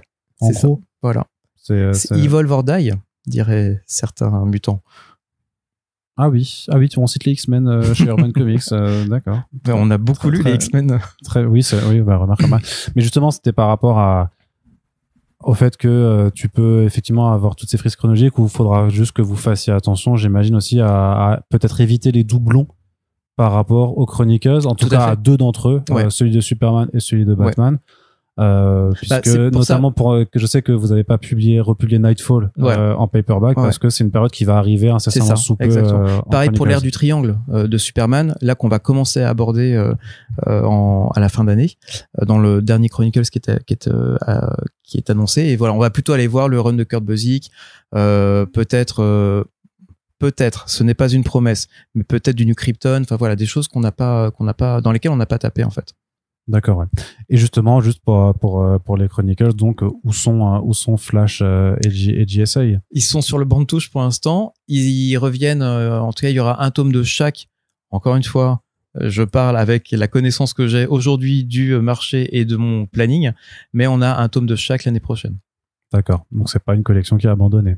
C'est pas une collection qui est abandonnée puisqu'on en sortira un tome de chaque de l'année prochaine.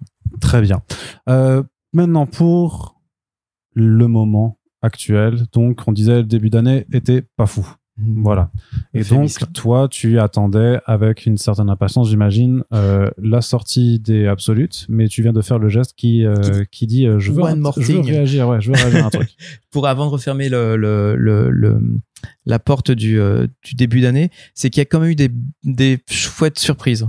C'est qu'on a eu notamment un gros carton en grand format Urban sur le récit complet Aucune tombe aussi profonde de Scotty Young et Rory Corona, qui a été vraiment le bouquin du début d'année. Vraiment, c'est un bouquin qui est... Alors, je me dis que la couverture a pu très bien fonctionner parce que visuellement, je pense que c'était pas mal. Et la thématique du coup du deuil, de toutes les étapes, enfin ça a été alors soit c'est les qualités intrinsèques du bouquin, soit c'est tout le battage qu'a fait Mills dans ses vidéos sur le titre, il en est littéralement tombé amoureux. Enfin, il m'en parlait à Angoulême. On était dans des états avancés et non, on sentait vraiment qu'il y avait un engouement et c'est quelque chose qui s'est vraiment retrouvé, enfin qui s'est observé en fait sur les ventes au total, où on doit être entre 5 et 6 000. Donc on est vraiment ici sur un bouquin qui va ressortir du lot et qui a eu aussi un petit effet sur les ventes de Middle West, puisque c'est la même équipe artistique. Et puis autrement, après ce sont des validations, mais on va dire les I Hate Fairyland qui fonctionnent vraiment, fonctionne toujours. Voilà. C'est là pour le coup ça Fluff Fairyland dans sa suite. Il va falloir qu'on trouve un autre titre maintenant pour la prochaine saison avec, je crois que c'est Derek Loffman, le dessinateur.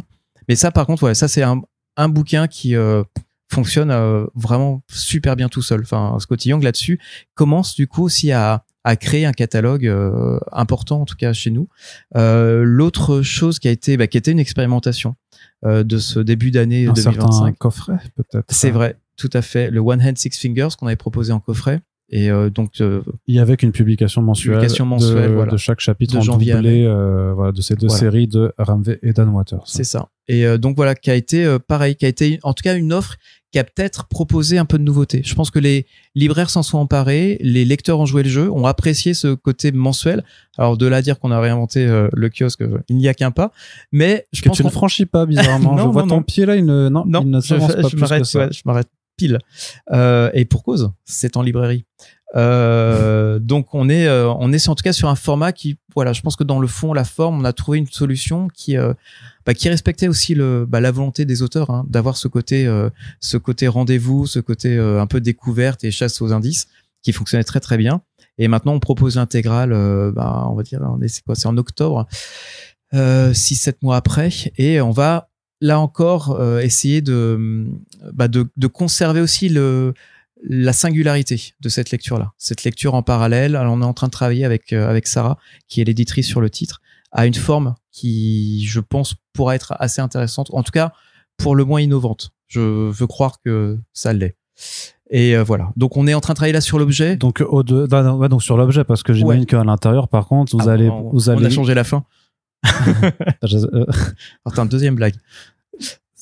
Effectivement, non, je veux dire que. Qu'est-ce qui m'arrive? Non, mais que tu allais proposer pareil les premiers chapitres ensemble, puis 2, puis 3 en parallèle, ou vous allez faire on va voir. Les 5 enfin, on va voir. 5. On sait, mais on va laisser les gens découvrir. On va garder un peu de surprise là-dessus. Et par contre, ça va être un album dépliant. Je pense, on est surtout en train de travailler là sur la fabrication. Je pense que les 36 €, C'était Mais parce annoncé que donc son en fait pas- c'est pas un format un grand format urbain traditionnel. Si, on garde ce format-là.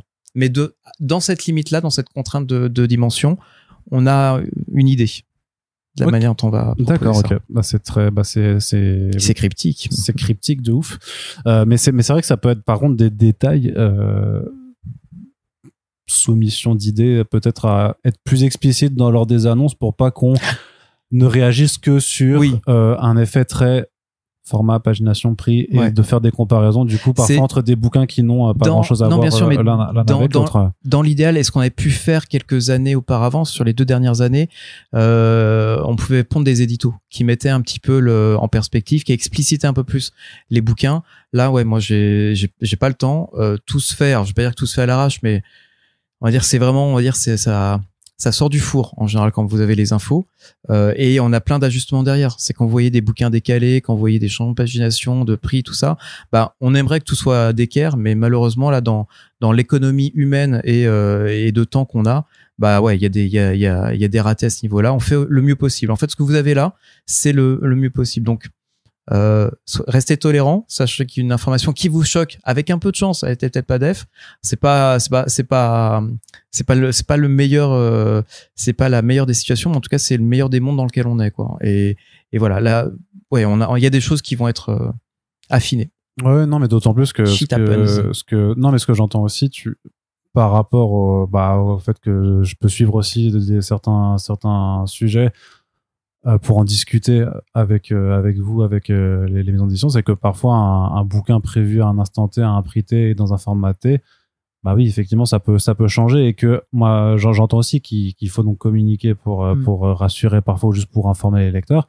Mais en fait, si tu communiques sur un projet dont tu sais que peut-être qu'une couverture va changer, peut-être qu'un autre truc va changer, et que tu passes ton temps à surcommuniquer en fait toutes les 2 semaines ou tous les 3 mois, tu vas pas non plus renvoyer déjà t'as pas le temps en fait de faire que ça, et en plus en termes d'image aussi en fait c'est pas ça en fait de dire une chose et pas son contraire forcément, mais et de redire un autre truc toutes les 3 semaines. Donc à un moment, c'est aussi, si vous n'annoncez pas ou si vous explicitez pas quelque chose, c'est parce que c'est peut-être pas encore figé dans le marbre et que vous ne voulez que communiquer que sur un truc où justement on ne pourra pas vous reprocher ensuite que ce que vous aviez dit était faux ou que c'était pas complètement ça.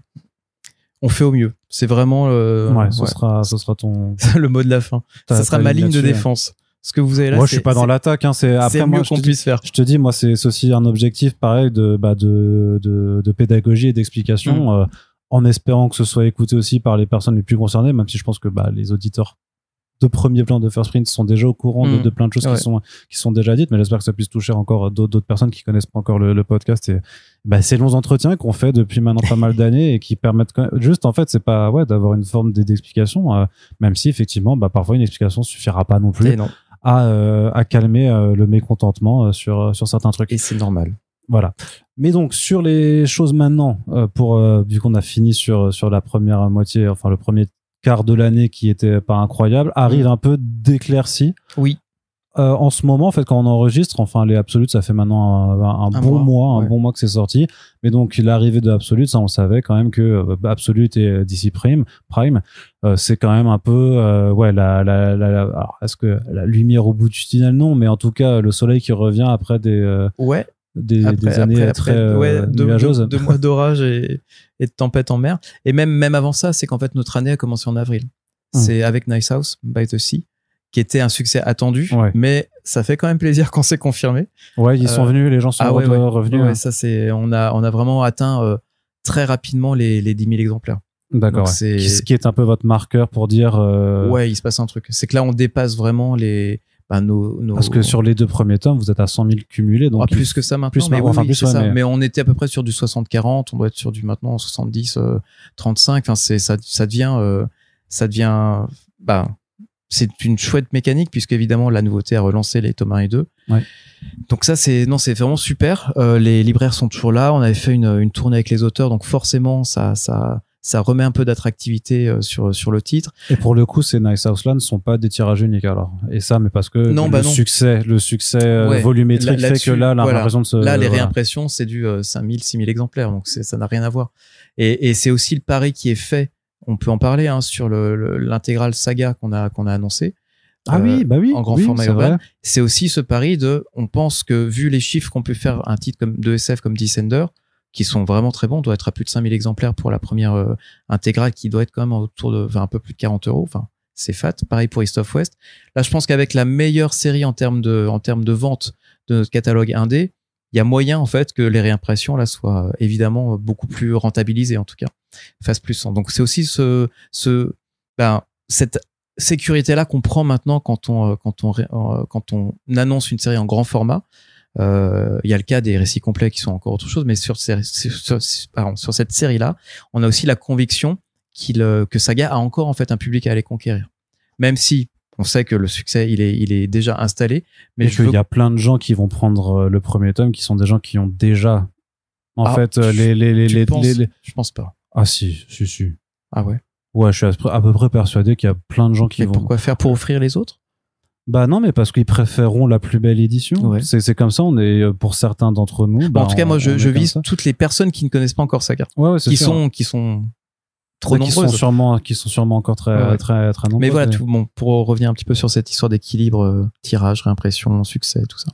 Et on parlait mais juste, t'as pas peur que du coup la réimpression en grand format aille plus vite que l'atomaison normale? Non, c'est quelque chose qu'il va falloir nous caler. Comme ça. Ou que maintenant les gens vont en fait que justement que les lecteurs en fait vont plus poursuivre la série dans le format normal en disant bah non, maintenant je vais attendre les belles intégrales. Ils peuvent, ça serait en fait tout bénéf pour nous entre guillemets. Ce serait un calcul un peu cynique, mais je pense que les gens qui ont commencé sur la première édition, qui est pas non plus petite, vont la continuer. Enfin, je pense quand on voit les je sais pas combien peut-être à 200 ou 300 000 lecteurs de Saga. Je pense qu'ils vont pas switcher en fait du jour au lendemain sur la grande.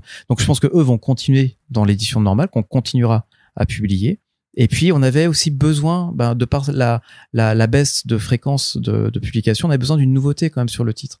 On a fait plein d'opérations de packs 1 et 2 à 20 euros. Enfin ça, on l'a fait plusieurs fois. Les variantes collector du tome. Ouais, des variantes, ça a fonctionné aussi. Donc c'est bien, mais pour moi, voilà, je voulais créer un moment de plus, en fait. Je voulais vraiment créer une nouvelle temporalité pour cette série-là. Tu vois, Walking Dead a également commencé sa mise en intégrale avant la fin de la série. Ça n'a pas empêché les ventes de se faire. Donc voilà, pour moi, on est au bon moment. On a dépassé la moitié de la série. On va échelonner maintenant les intégrales, peut-être à raison de 2 intégrales par an. On va voir un petit peu. Faut que je refasse le calcul un petit peu pour voir ce qui est le plus probable en fonction des informations que j'ai aussi de Brian et de Fiona sur leur capacité, en fait, à aligner un nouveau 6 épisodes par an. On croise les doigts. Mais non, pour moi, c'était c'est aussi des bouquins que je veux chez moi. Enfin, c'est clairement. Ouais. Et cette maquette qu'on va penser très épurée, on va vraiment mettre le dessin de Fiona Staples en avant. On réfléchit un petit peu à une manière. Oui, ça, même pour vous, c'est stimulant de réimaginer le truc là-dedans, quoi. Mais il y a une intégrale de Walking Dead? Bah ouais, t'avais les volumes doubles en grand format. Tu les as pas vus? Ah non, jamais. Pour moi, il y avait que 33 tomes non, t'as une édition de luxe. Bah, écoute, je suis complètement passé à côté, effectivement. Mais donc. Alors.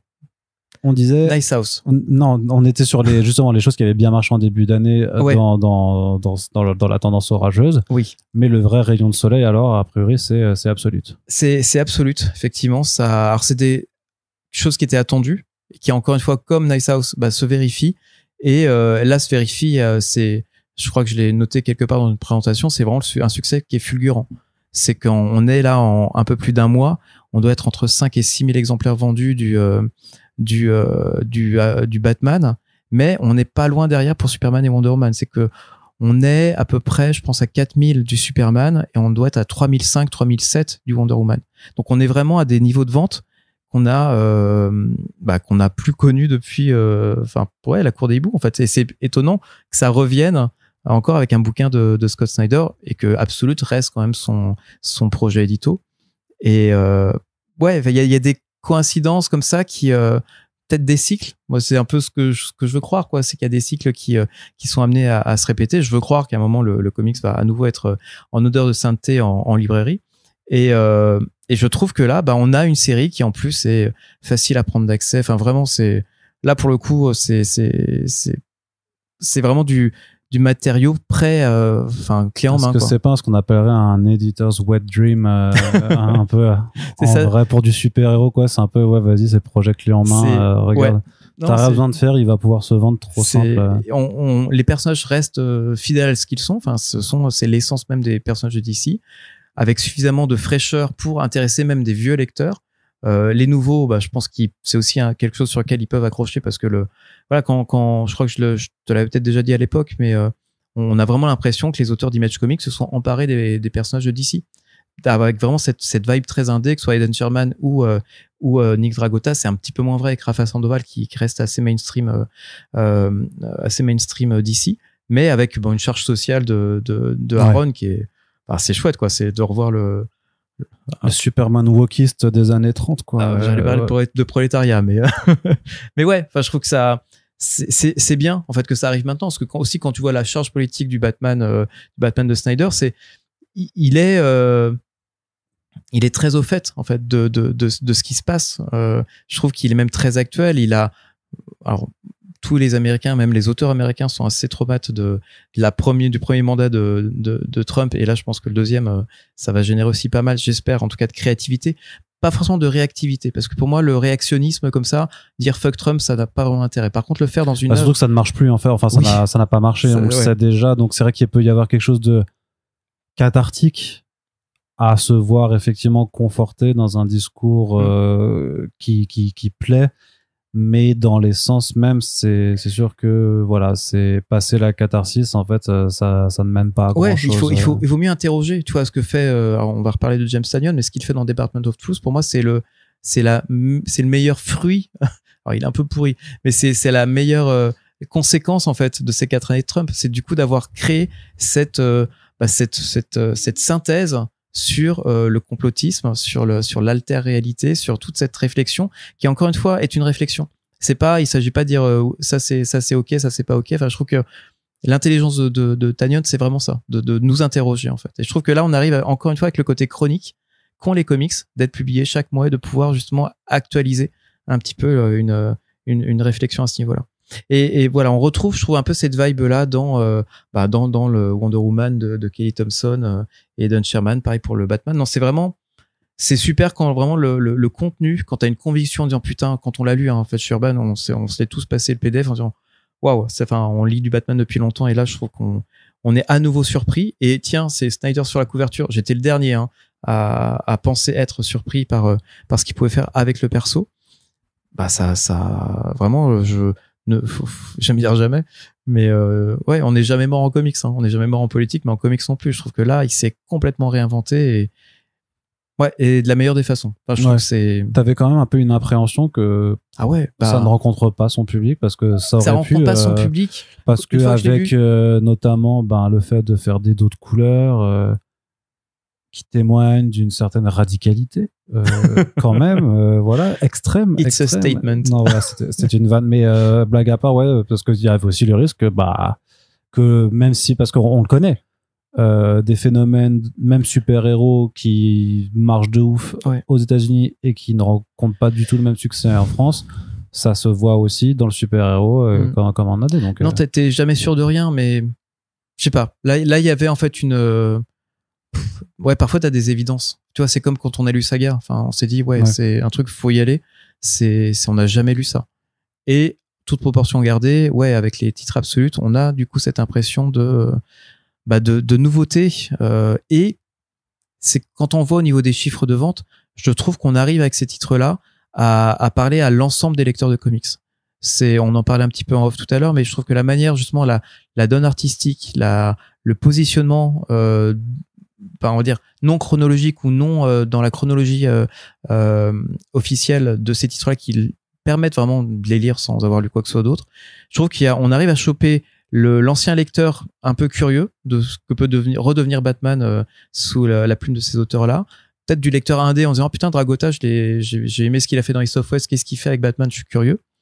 Et peut-être aussi un autre lectorat, un lectorat peut-être plus jeune, vers lequel, là, pour le coup, c'est plutôt le boulot des libraires. Ils vont peut-être pouvoir, je sais pas moi, quelqu'un qui aurait terminé, je sais pas moi, Naruto, One Piece, qui s'est tapé tout son GTO et qui va du coup, qui a enchaîné sur l'habitant de l'infini, bah peut-être que du coup quelque part il y a un monde où enchaîner sur un Absolute Batman, c'est pas incohérent. Donc voilà, je pense qu'il y a tout ce travail là, et quand je parlais de signaux faibles, voilà, je trouve que là, en termes de contenu, ben on est très content avec DC parce que même avec des fortunes diverses, c'est pas parce que les Dawn-of se sont pas ultra bien vendus que c'était mauvais, hein. C'est juste que, à mon sens, il y avait pas beaucoup de monde pour les lire. La crainte qu'on aurait pu avoir, c'est qu'avec le meilleur matos possible, avec les meilleurs bouquins possibles, que sont en tout cas les Absolutes actuellement, eh ben, on aurait eu très vite la confirmation que oui, le lectorat comics n'existe plus. Si vraiment avec ce matos-là, il y a personne, bah, l'une des explications possibles, c'est vraiment que les gens sont pas là pour les lire, sont plus là en librairie et vous sont partis faire autre chose, quoi. Et là, c'est un peu rassurant de voir que cette base-là, elle est toujours là. Et on veut croire qu'on va réussir à évangéliser au-delà, hein, c'est bien parti. Vraiment, je trouve que les niveaux là de vente sont inédits, hein, depuis 2016, je dirais. Ah oui. Ah oui, on est vraiment depuis le Rebirth alors, ouais, qui était, ouais. Ouais, c'était là vraiment on se prend à rêver, mais c'est encore une fois, on avance de manière. Et puis c'est un lancement, il y a la feuille de nouveauté, il y a la mise en place, il y a la grosse mise en place et tout ça, donc en tout faudra cas, voir sur les tomes 2, sur les tomes voilà. 2 déjà si la confirmation se fait. Voilà. Autant j'ai pas trop de doute pour Batman parce que ça reste Batman. Le doute est beaucoup plus permis parce qu'on connaît aussi malgré tout, ce que sont réellement les succès des titres Superman et Wonder Woman. Ouais, non, mais hein. moi, c'est là où c'est justement le complément d'information est important, c'est que Superman, et Wonder Woman sont pas loin derrière. C'est vrai que ces chiffres-là, là, tu vois, par exemple, le Tom King, le Wonder Woman de Tom King et Daniel Sampere, pour faire le chiffre, là, peut-être, on va dire, quand on avait atteint les 2500 ventes très rapidement sur le Absolute Wonder Woman, il nous a fallu 8 mois pour le faire avec la série de Tom King. 8 mois pour atteindre les 2005 sur un tome 1. Là, on avait fait ça en 3 semaines. Donc, il y a un truc, en fait. Et le fait que ce soit, je vais pas dire uniformément réparti sur les 3 titres, mais quand même, ça reste comme c'est significatif. On n'a jamais vendu un titre Superman aussi vite. Pareil pour le Wonder Woman. Donc, et je trouve que même les retours qualitatifs sont, en gros, moi, j'y allais pour le Batman, j'ai découvert Wonder Woman. Ouais. Et il y a vraiment aussi ce côté. T'as eu un effet de groupe, hein. Ah ouais, vraiment. Et les libraires nous ont dit bien joué, Urban et tout, alors que, on n'en savait pas, en fait. À un moment, je me suis même dit, oh putain, proposer les 3 en même temps, c'est une énorme connerie. Les gens vont pas avoir le budget, ils vont faire, ouais, je prends celui-là, et puis les autres, je les repose. Et ils vont pas revenir. Et ben, en fait, non, les libraires nous ont dit, super, vraiment, on a fait des tables, on a vraiment affiché à fond, et ils nous disaient, en fait, il y a pas grand chose en face, en fait. Donc, ben, voilà, parfois, c'est des timings un peu heureux. Et puis même c'est pas moi qui le dis, hein. Oui, non, et puis même sans dire en face, même à côté, puisque mais parce que en face, c'est Dark City Tome 6, c'est le Batman de Steve Zdarsky. Ah oui, non, tu connais mon affection pour celui-là, mais. On s'est pas fait notre. Mais voilà, enfin, fait concurrence nous-mêmes, non? Ouais, c'est ça, tu vois, c'est que t'avais pas forcément de. De toute façon, c'est le constat des deux côtés. Enfin, si Absolute Batman et Ultimate Spider-Man fonctionnent si bien, c'est aussi parce que Amazing Spider-Man et Batman sont si bas. Ouais. Ça, il y a pas trop de surprise, hein. Et là, on se projette un peu, mais je suis très curieux de la proposition de Fraction. Ouais. Et attends, il va falloir déjà finir H2, et H2, ce sera aussi. C'est pas conditionné. Ouais. Ouais. On le sait maintenant, c'est que alors peut-être que je balance un gros truc, mais on s'en doute, puisque le 162 163 prennent tellement de retard que pour eux c'est le lancement du prochain Batman numéro 1 de Matt Fraction et Rory Jiménez, pour refaire un peu le contexte. Quoi qu'il arrive, quel que soit en gros le rythme de publication du Hush 2, paraîtra à la date où il a été prévu. C'est ça. Parce qu'il y a le Batman Day. Et parce qu'il y a un gros enjeu économique, tout simplement. Non, bien entendu, ils peuvent pas se permettre d'attendre que Jim Lee finisse ses planches, mais on s'en doutait largement. Mais donc, ce qui est bien aussi, c'est que, alors on attend une future annonce pour confirmer pour Green Lantern, mais c'est que vous allez quand même faire aussi le Absolute Flash et surtout le Absolute Martian Manhunter, qui, quand on parlait au début de ce podcast de Green Lantern et Flash, parfois c'est pas évident pour le lectorat français, là avec Absolute vous dites non, mais en quel limier martien on va le faire quand même. Elle est étonnante, cette réalité dans laquelle on vit. Ouais, mais ce qui est plutôt surprenant, mais il y a quand même, en fait, vous avez quand même, avec ces premiers retours, une sorte de gage de confiance de se dire, bon, on va quand même tenter de tous les faire et puis on verra bien quand même. De tous les faire, pas certain. Tu vois, l'engagement qui a été pris, ou du moins la parole un peu rapide de Hugo sur le Green Lantern, elle était un peu rapide. Donc pour l'instant, prenez pas ça pour argent comptant. Mais ouais, le Martian Hunter, c'était. Je crois que je l'ai écrite sur Comics Blog, donc du coup vous êtes obligé. C'était un subtil moyen de pression. Le discours crée la réalité, comme dans Department. Exactement, c'est ça. Et plus de gens y croient, plus ça va devenir vrai. Du coup, Presse 2, ça va sortir. Non mais par contre, plus sérieusement, le fait d'avoir quand même autant Flash, il y avait pas trop enfin je me dis que Flash quand même, ça permettra aussi d'avoir un Flash à proposer vu que celui de Superior n'était pas fait. Voilà, et puis parce que Flash a toujours une place un peu importante dans tout ce qui se passe dans l'univers d'ici, donc c'est vrai que là-dessus il y a.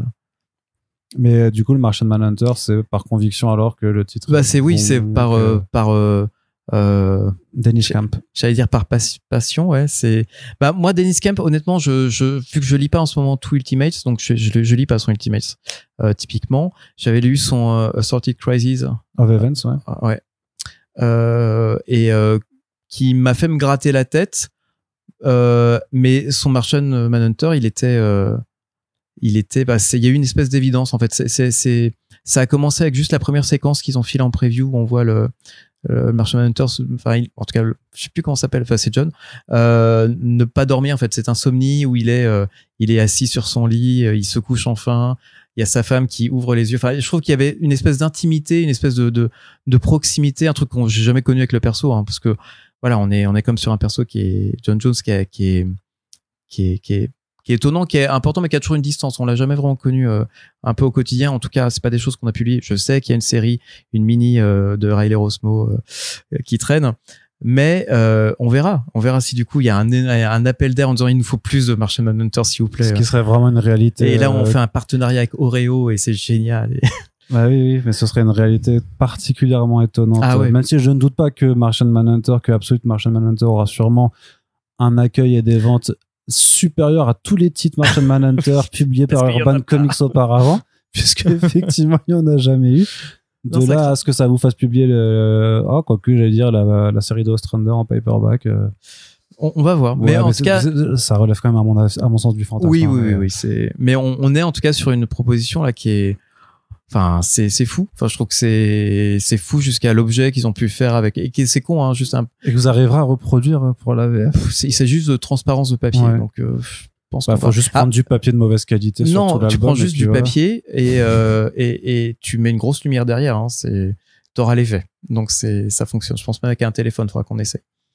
Mais non, c'est super de voir des titres justement aliens comme ça pour le coup et très bien nommés. C'est ce que Absolute permet de faire. Et c'est pour ça que je suis assez curieux, moi, sur même d'autres personnages qui pourraient être annoncés. Je souhaite pas non plus qu'ils multiplient énormément. Parce qu'après, tu vas voir le truc, c'est que là, vous êtes content parce que, porte d'entrée, nouvel univers.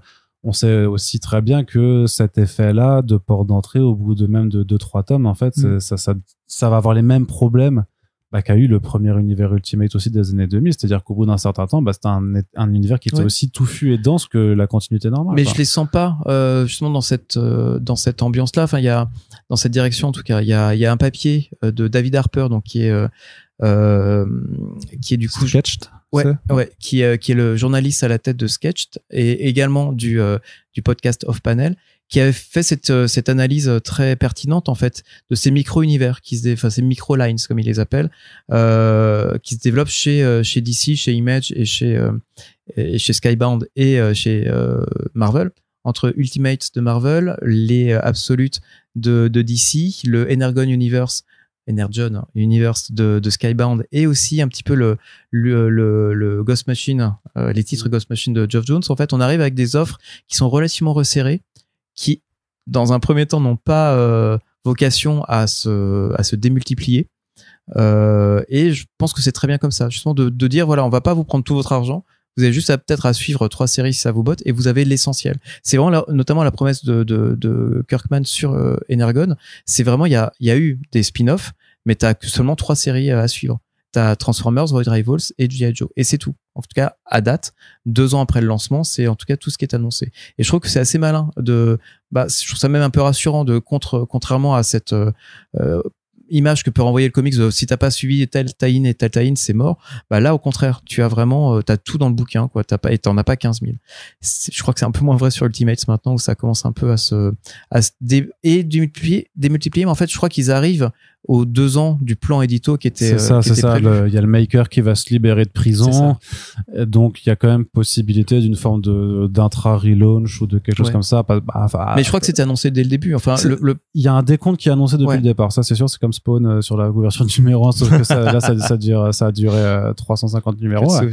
Mais en gros, il y a quand même, non, le décompte est toujours pas fini en plus. Si, je me rappelle plus. Je crois qu'il y a eu un reboot à un moment. C'était. Il me semble que bon, je vais pas faire le genre que je sais tout sur tout. Mais il y a eu un décompte qui a été effectivement annoncé dès le départ. C'est on a ce temps-là avant que le maker sorte, se libère. Donc, vu que c'est en temps réel, en gros, il nous reste 6 mois de publication avant qu'il va se passer quelque chose, quoi. Donc après, c'est juste, je pense pas qu'ils vont terminer l'univers. Oui, voilà, ça annule derrière. C'est la grosse rumeur qui, à mon sens, n'a pas de sens parce que vu que ça se vend très bien, ce serait idiot. Peut-être qu'il y aurait un deuxième, c'était quoi, le cristal M-Crane là qui met fin à l'âge d'Apocalypse en figeant tout sur place. Un truc comme ça. En gros, qui avait vraiment mis fin en fait à la ligne. Ouais, mais qu'ils ont fait revivre du coup 10 ans plus tard. Ça, je veux pas savoir. Pour les avec Simone Di Meo. Alors ça c'est la dernière en date, mais ils ont déjà fait revivre la continuité auparavant, donc il faut continuer ce genre de choses là. Mais ouais, bref, Absolute, mais de dire que Absolute aurait une durée de vie finie, c'est pas forcément vrai non plus. On n'en sait rien. Là, c'est vraiment.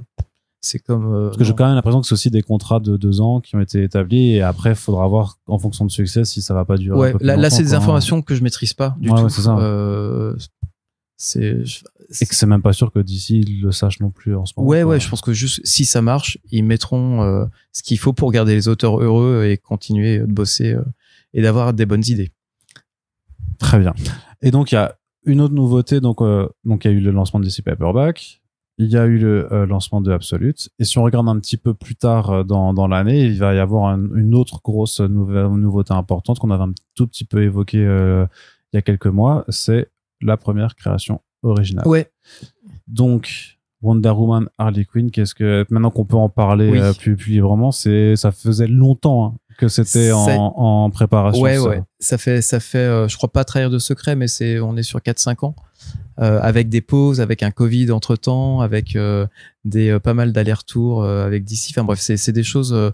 C'est une gestation sur un projet qui a trouvé son origine en fait dans ce que Enrico Marini avait déjà placé il y a 7 ans ou il y a 8 ans maintenant avec le Dark Prince Charming. En 2019, ouais. Ça fait 7 ans. 7 ans, ouais.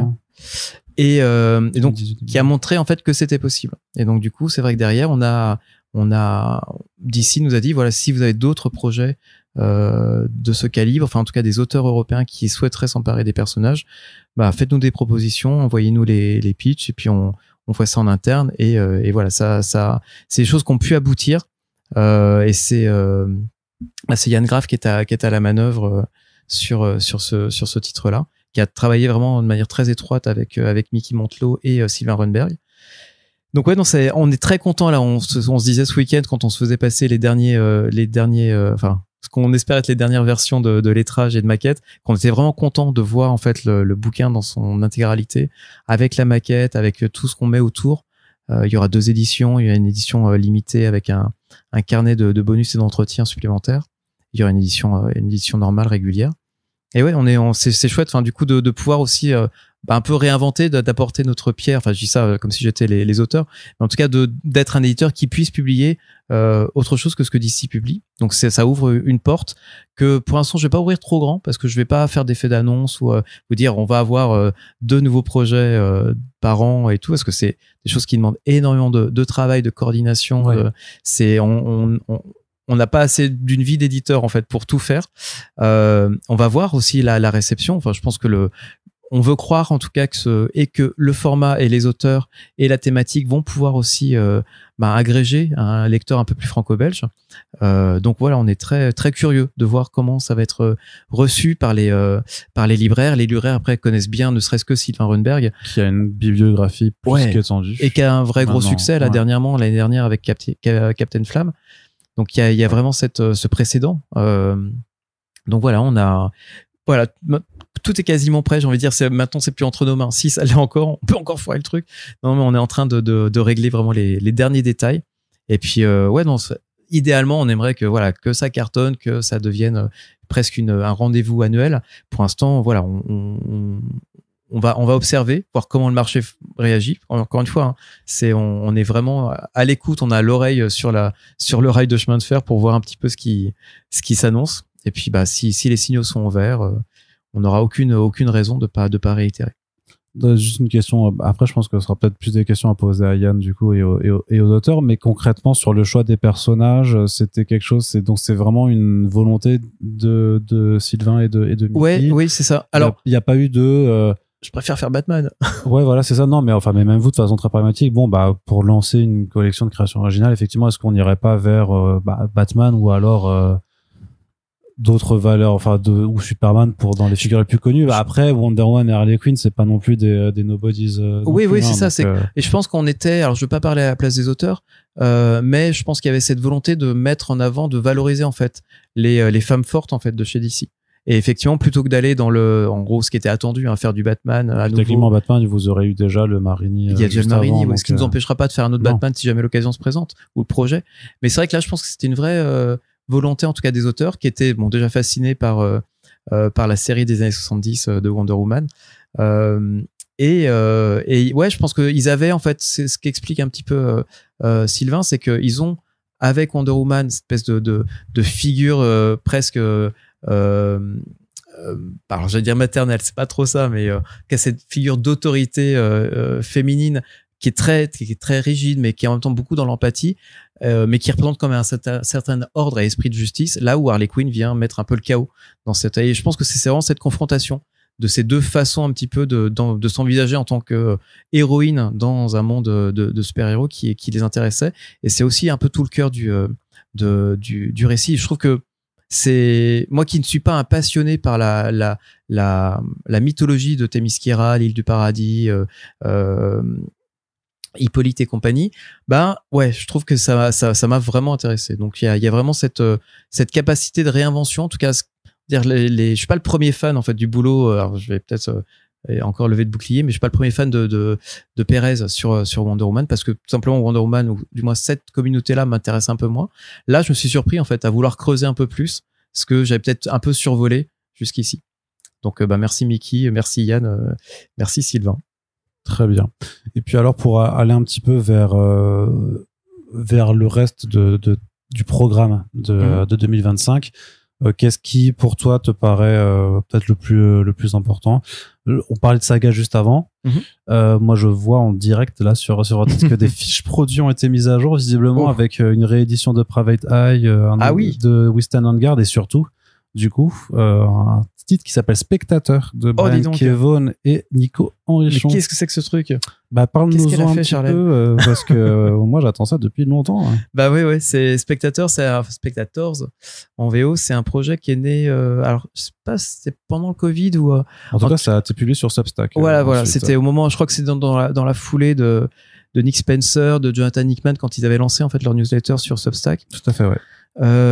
Écoute, Brian Kevon avait besoin de créer. Il avait, je pense, aussi besoin de créer cette espèce de relation, parce que encore une fois, Substack permet cet espace d'échange en commentaire. Et il y avait vraiment ce besoin de proximité après avoir été un peu isolé de tout. Et ça a été, c'était cette réflexion en fait de Brian, qui est, comme il se dit lui-même, technophobe. C'est quelqu'un qui demande à ses lecteurs de lui envoyer du courrier pour remplir son courrier des lecteurs, et pas de mail. Okay. Heureusement, il répond aux mails. On a de la chance. Mais c'est vraiment quelqu'un qui, on l'avait vu un petit peu dans Private Eye, où on imaginait une société post-internet qui était revenue à des choses beaucoup plus analogiques, où en gros le cloud avait explosé, ce qui fait qu'on était tous obligés de protéger notre véritable identité avec des vrais masques et non plus des avatars virtuels. Donc il y a vraiment, je pense, chez lui cette nécessité de comprendre ce qu'il y a derrière les réseaux, et surtout ce qu'il y a après, en fait, l'existence de notre moi virtuel. Et c'est ce qui est également en écho dans Spectators, où on a vraiment cette interrogation de l'intimité. Et je pense, de l'intériorité. On est avec Spectators, donc on se place d'emblée dans un rôle de spectateur. C'est l'obsession de Val, qui est donc l'héroïne de ce récit, qui dans sa vie de tous les jours est quelqu'un qui aime bien mater. Enfin, c'est quelqu'un qui est fasciné par les réseaux sociaux, par les émissions de télé-réalité, par le porno également. C'est quelqu'un dont toute l'attention est portée à l'extérieur d'elle-même. Espèce sauf elle est vraiment littéralement spectatrice de la vie. Et l'événement qui va se passer au tout début, vraiment les 3 premières pages de ce récit vont toujours la mettre dans ce rôle de spectatrice, mais là va se poser la question de l'intériorité. En gros, de quoi je suis faite. Si mon regard n'est porté que vers l'extérieur de ce que je suis, au final, qui je suis? Est-ce que je me remplis de ce que je regarde? Est-ce que je regarde devient vraiment ce que je suis? Enfin, il y a vraiment cette histoire d'identité. Je sais pas si on peut dire, si peut-être, vu que c'est très le tout début en fait. C'est le pitch, c'est qu'elle meurt de toute façon. Voilà, c'est qu'elle meurt. C'est qu'en fait, elle est dans un. On est au sortir du Covid. La première fois qu'elle va au cinéma, je pense qu'on a tous connu ce moment de putain, enfin, je suis dans une salle de ciné, il y a trois pélos, mais le film que je regarde, moi, c'était Dune, mon film. Et en fait, imaginez que pendant votre première votre première séance de ciné, eh bien, vous allez vous faire tuer par un mass murderer, donc un tireur, je sais plus comment est-ce qu'on appelle ça, un tireur fou, en tout cas quelqu'un qui va massacrer du coup l'intégralité des spectateurs de ce complexe cinéma. Et donc Val va quitter son corps. Elle ne va pas mourir, en tout cas elle va être dans un état, une espèce de simplement d'état de revenant. En fait, une forme spectrale qui va pouvoir devenir la témoin, la spectatrice de l'évolution de l'humanité. Donc, elle va rester quelque temps à notre époque. On va faire avance rapide vers un futur un peu plus d'anticipation, jusqu'à une fin que on vous laissera découvrir. Et il y a un cow-boy, un autre personnage qui va être un peu son alter ego, qui va lui permettre aussi d'avoir un peu ce dialogue un peu le Zadig de Voltaire, d'avoir vraiment du coup cette maïeutique qui va lui permettre, elle, de se découvrir un peu mieux, de comprendre un petit peu comment elle fonctionne, comprendre aussi comment fonctionne l'humanité et pourquoi est-ce qu'on a ce besoin en fait de se remplir des autres à ce point. Donc vraiment, c'est toute cette interrogation sur l'humanité, sur je pense la critique assez acerbe que fait Brian K. Vaughan des réseaux sociaux. Oui, ce que j'ai pas dit c'est Brian, mais c'est Brian K. Vaughan, donc l'auteur de Saga. Je sais pas si on avait fait un peu le lien. Et dessiné par Nico Henrichon, avec qui il avait déjà fait équipe sur les Seigneurs de Bagdad. Ouais. Et donc on est ici sur cette équipe qui se retrouve. On est très content nous de pouvoir publier ce titre parce qu'en plus à l'époque c'est Nico qui nous avait mis en contact avec Brian pour récupérer les droits de Saga. Donc il y a vraiment ici une espèce de cercle un petit peu qui boucle. Donc symboliquement c'est fort, c'est très important sur ce titre-là en particulier qu'on proposera du coup en grand format urbain. Et on en profite pour publier également tout le fond en fait qui était plus disponible. Je pense notamment à les Seigneurs de Bagdad. En fait, il va changer de statut puisqu'il n'est plus c'était plus un titre Vertigo, mais les droits ont été reversés aux auteurs, donc à Nico et à Brian. On aura également le Western on Guard. Je suis en train de réfléchir à savoir est-ce que je change le titre parce qu'on est ici dans un titre de donc Brian K. Vaughan et Steve Skroce, avec une guerre ouverte entre les États-Unis et le Canada. Et ce qui est marrant du coup, et donc tu vas pouvoir répondre tout de suite à l'accusation d'opportunisme que je m'apprête à te poser, puisque non, mais au sortir c'était ce printemps en fait quand Donald Trump a pris ses premières mesures sur les tarifs douaniers et notamment les premières mesures contre le Canada en fait où ils ont augmenté. En fait, Western on Guard a explosé en vente chez Image Comics. Le TPB en fait s'est retrouvé en top des ventes parce que ça parlait justement parce que c'est une BD dans laquelle en fait les États-Unis envahissent le Canada littéralement. Ça pour récupérer les réserves d'eau. Et donc toi tu profites de cette horrible actualité. Frotter les mains. Vite, sortons-le dans 6 mois. C'est le meilleur timing. En même temps, c'est toujours pareil. L'actualité malheureusement. C'est ça, voilà. Malheureusement, tu risques d'avoir encore. Alors pour être tout à fait honnête, non, ce sont les libraires qui nous ont dit on veut commander le titre, on l'a plus, on nous le demande. Donc voilà, il y a eu cette parce première qu'ils ont alerte. Vu cette actualité voilà, aussi, je pense qu'ils ont réagi à ça. Et parce qu'il y avait aussi une demande de leur lecteur. Ouais, c'est une très chouette BD. Et en plus c'est super. Et puis en plus voilà, c'est ça cette c'est un peu comme les Simpsons. C'est un peu le pendant, mais qui est sorti 10 ans auparavant de Post Americana, pour ceux qui nous écoutent. Oui, donc on retrouve du même Steve Cross au dessin, quoi. Oui, et je pense qu'il est, voilà. Il inspire des futurs radieux ou radioactifs. Mais ouais, on arrive, c'est un peu comme enfin, je veux pas dire que les auteurs des Simpsons et Brian K. Vaughan ont peut-être ceci en commun parfois de faire avance rapide, sur notre époque, et en tout cas ils en font une synthèse assez brillante. Et ouais, je trouve que voilà, on a avec ce titre-là une réflexion sur la guerre qui fait aussi écho au Seigneur de Bagdad, qui était une autre réflexion et sur la guerre et sur la liberté et son prix, parce qu'on est vraiment ici sur quelque chose de pas du tout manichéen, c'est qu'on est sur des animaux qui vont être libérés pendant un bombardement pendant la première guerre d'Irak. Le zoo de la ville va être bombardé, libérant la faune en fait dans toute la ville, ce qui est un fait réel. Et du coup, Brian, sur cette brève d'actualité, va imaginer en fait on appelle ça une pride, et du coup c'est pas une tribu ou une horde, mais je crois qu'il y a un mot pour les lions. Bref, sur cette petite famille c'est pas une tribu. C'est pas une tribu, non. Non, c'est autre chose. Okay. Enfin, c'est Pride en anglais, du coup, je ne sais pas. Et on arrive du coup avec la vieille lionne, elle qui ne veut pas sortir en fait de sa cage, qui connaît en fait, elle a pas été élevée en captivité, donc elle a jamais fantasmé ce que c'était que la liberté, et elle sait très bien ce que c'est que de se retrouver libre. Et donc du coup, on a cette métaphore sur est-ce qu'on préfère pas être gardé au final, est-ce qu'on préfère pas être nourri, finir une vie tranquille. Enfin voilà, on a ici vraiment, je trouve que Brian K. Vaughan arrive entre saga, spectateur, les Seigneurs de Bagdad et We Stand on Guard. Je trouve qu'on arrive avec un panel de bouquins, et on a oublié, mais effectivement la nouvelle édition de Private Eye avec un coffret visiblement, avec un coffret qui permettra de proposer le livre à la verticale. On n'a rien inventé, mais c'est juste que voilà, ça permet de. Mais qui c'est qui l'a fait d'autre, ça? T'as ça dans le rapport de Brodeck de Larsenet chez Dargaud, qui est un bouquin à l'italienne. Ouais. Et t'avais aussi ça avec Univers, pareil aussi chez Dargaud, qui est un bouquin qui vient aussi de la plateforme Panel Syndicate.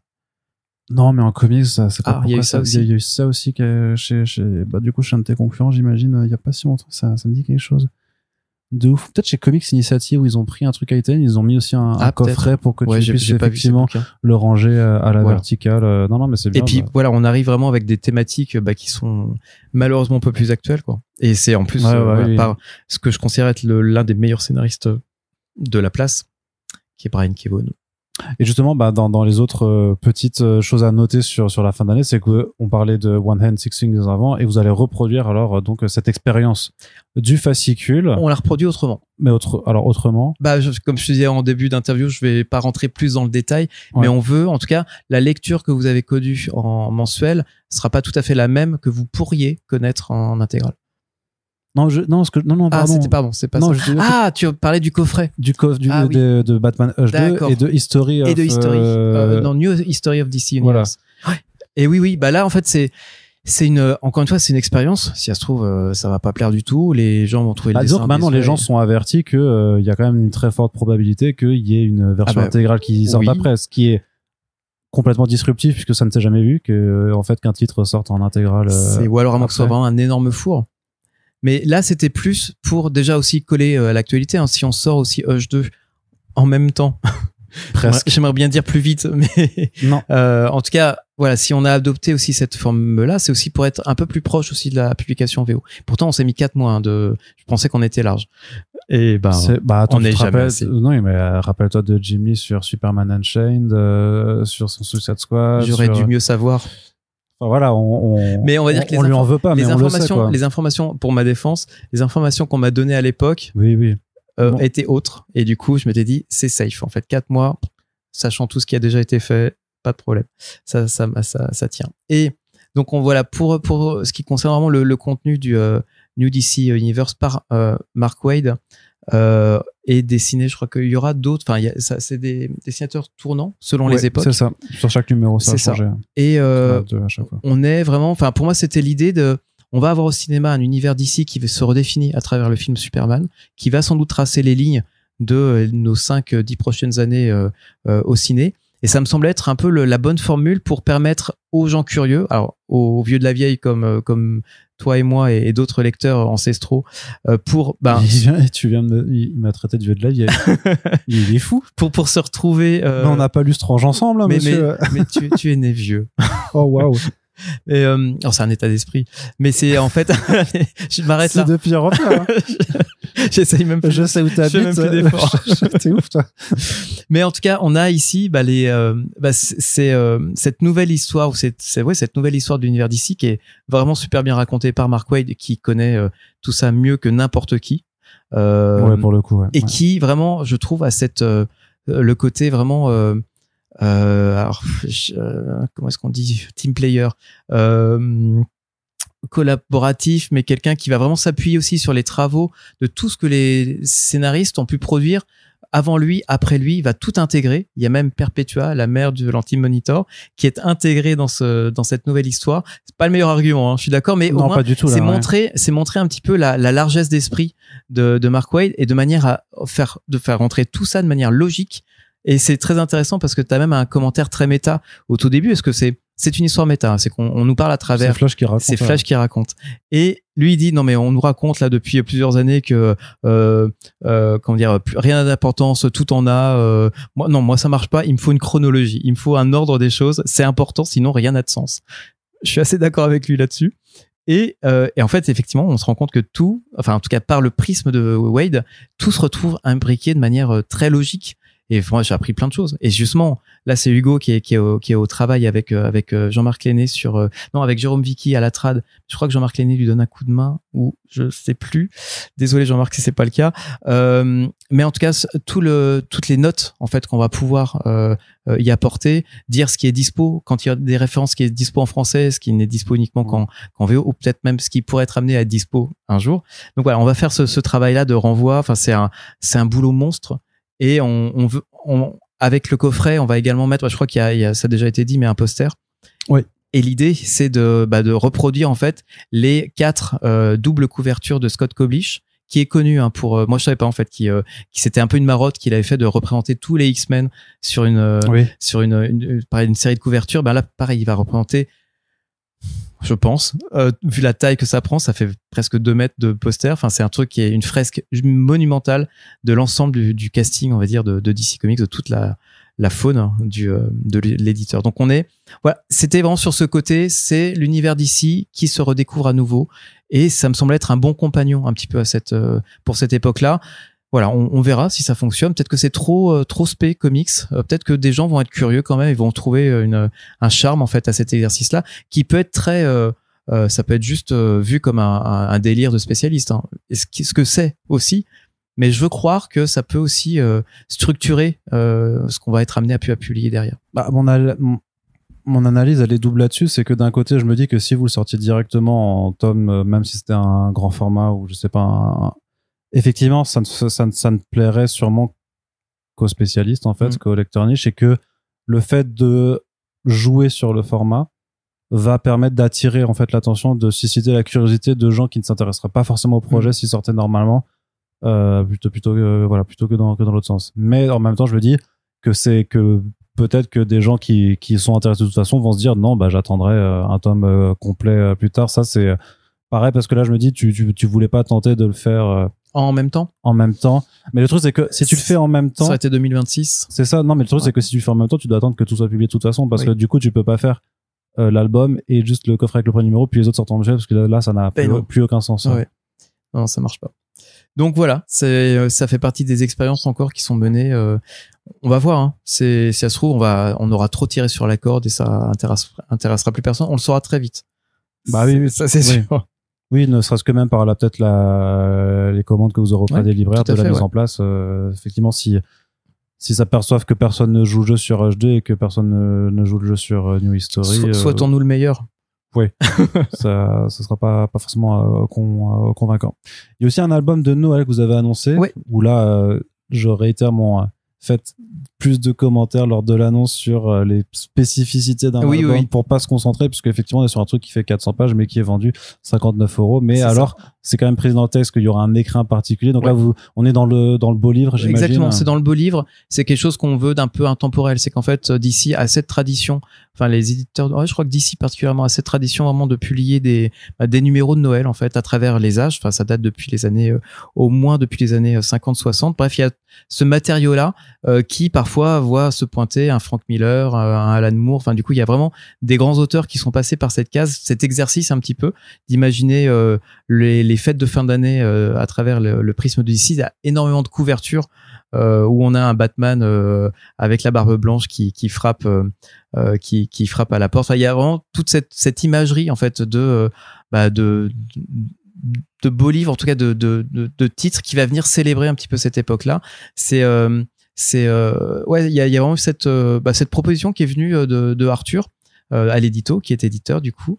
Et qui voilà, il a fait tout ce travail de recherche, d'aller chercher les meilleures histoires, parce qu'il y en a beaucoup et il peut y avoir du déchet. Là, il y aura pas tout. C'est pas l'intégralité, non. Il y a vraiment eu quand même une sélection de faits qui nous ouvre quand même, si ça fonctionne. On peut avoir un deuxième ou un second tome plutôt à ce titre-là. Et là, l'idée, c'est vraiment de mettre vraiment l'accent sur l'objet, sur le jaspage, sur vraiment quelque chose qui fasse vraiment bouquin de Noël, quoi, avec ce principe d'avoir 24 histoires, une par jour, voilà, que ça permet un petit peu de distiller le contenu. Et c'est, encore une fois, c'est quelque chose qu'on n'a jamais fait. On avait, je crois, sur cette période de Noël, on avait un Batman Noël. Oui. Mais voilà, qui était loin d'être aussi festif que ce bouquin sera. Donc ouais, non, c'est encore une fois, c'est aussi une manière d'aller un peu revaloriser du matériau qu'on n'aurait pas touché autrement. Donc voilà, on est aussi sur cette volonté de faire vivre aussi le fond du catalogue d'ici. Mais il y a quand même un souci, c'est que c'est un beau livre et qui, j'imagine, est aussi un objet pour les fêtes de fin d'année. Mm-hmm. Sauf que l'avant, c'est avant Noël, donc tu peux pas l'offrir à Noël, puisque sinon, enfin, t'as les 24 histoires, ça marche pas. Oui. Ou alors il faut remonter le temps. Ouais, ils pourront les lire pour l'année d'après. Oui. En fait, c'est pour le Noël 2026. C'est en fait, vous faites beaucoup d'anticipation là-dedans. Très bien. Et je crois qu'on a grosso modo fait le tour, sauf si il y a certains points que tu souhaitais aborder. Non, là, je suis en train de travailler sur 2026. Mais je vais rien lâcher parce que sinon Charlène va me regarder avec le regard noir dont elle a le secret. Non. Je suis très curieux de voir comment rien à voir. Hein. Alors on revient vraiment en juin. Comment un titre comme G.I. Joe va fonctionner. Oui, c'est vrai que ce sera la prochaine étape. Là c'est la dernière en tout cas en date série à suivre de l'Energon Universe. On a la suite, les tomes 3 de Void Rivals et Transformers qui arrivent en même temps. L'annonce a été faite du changement d'équipe artistique au départ de Daniel Warren Johnson, donc Robert Kirkman et Dan Mora pour le prochain arc. C'est super. Enfin, c'est un truc dont Dan nous avait parlé au dernier, je crois que c'était au dernier New York. Non, c'était San Diego, pardon. Donc voilà, on est très content de voir l'info validée. Et puis voilà, c'est toujours des chouettes annonces. On est curieux aussi de voir ce qui va pouvoir être annoncé à la San Diego Comic Con. Ouais, tout à fait. Ouais. Donc voilà, c'est toujours des temps forts assez intéressants qui vont de toute façon nourrir le programme 2026. Donc voilà, si on nous annonce aussi un peu plus d'infos sur les séries de Vertigo par exemple, ce serait bien cool. Ce serait bien, ouais. Du Black Label, enfin bref, tout ça c'est vrai. J'ai un peu l'impression que le meilleur reste à venir. Donc je suis toujours très. Tu es cet éternel optimiste. Je suis extrêmement positif. C'est bien. Il faut. C'est bien. Et puis c'est vrai qu'il y a un autre truc qui arrive tout bientôt. Ça s'appelle Superman. Ça sort au cinéma. Et puis. Mais ça, on en reparlera. Mais alors, quand on fera le bilan de l'année pour voir aussi quelle incidence ça a pu avoir ou pas sur l'appétence des gens, pas que pour Superman, mais pour super-héros en général. Oui. On a en même temps. Il y a les Fantastic Four derrière et tout ça. Donc. Je veux croire. Je le disais à l'équipe et puis à d'autres personnes. Je veux croire en fait qu'on est aujourd'hui la veille de Noël, mais qu'on le sait pas. Qu'en gros, après ces 2-3 années un peu compliquées, il y a effectivement ce faisceau de signaux faibles en termes édito, en termes événementiels, en termes de médias, de films un peu grand public, qui vont converger vers peut-être un nouveau regard ou un nouvel intérêt sur le genre de la BD américaine, super-héros en particulier, mais la BD américaine en général, et que ouais, qu'on sache pas en fait à quoi s'attendre. Et là, on est vraiment dans ce moment. C'est un vœu pieux, quoi. Hein. Un peu. Ah bah, en tout cas, on verra dans une semaine, 10 jours maintenant. On verra. Très bien. Mais je suis assez confiant. Eh bien, on s'en reparlera de toute façon et dans tous les cas un peu plus tard dans l'année. Je te remercie François de m'avoir une fois de plus accordé de ton temps. On espère que ça vous a plu à celles et ceux qui nous écoutent. N'hésitez pas à partager aussi le podcast puisque voilà, il y a plein d'informations, plein d'explications aussi et le but c'est qu'elles soient entendues et même écoutées. Et donc n'hésitez pas à faire tourner le lien du podcast, à en parler autour de vous et à vous référer à tous les autres podcasts avec les éditeurs que je mène depuis maintenant pas mal de temps. Et s'il vous reste des sous dans ces périodes compliquées parce qu'il faut acheter de l'eau pour s'hydrater, encore que parfois elle vient du robinet, mais voilà. Mais n'hésitez pas à nous soutenir sur notre Tipeee. Nous en avons besoin pour continuer de pouvoir vous proposer des émissions aussi plaisantes que régulières. Merci à toutes et tous de nous avoir écoutés. Puis on se dit à très bientôt pour le prochain podcast. François, salut. Salut.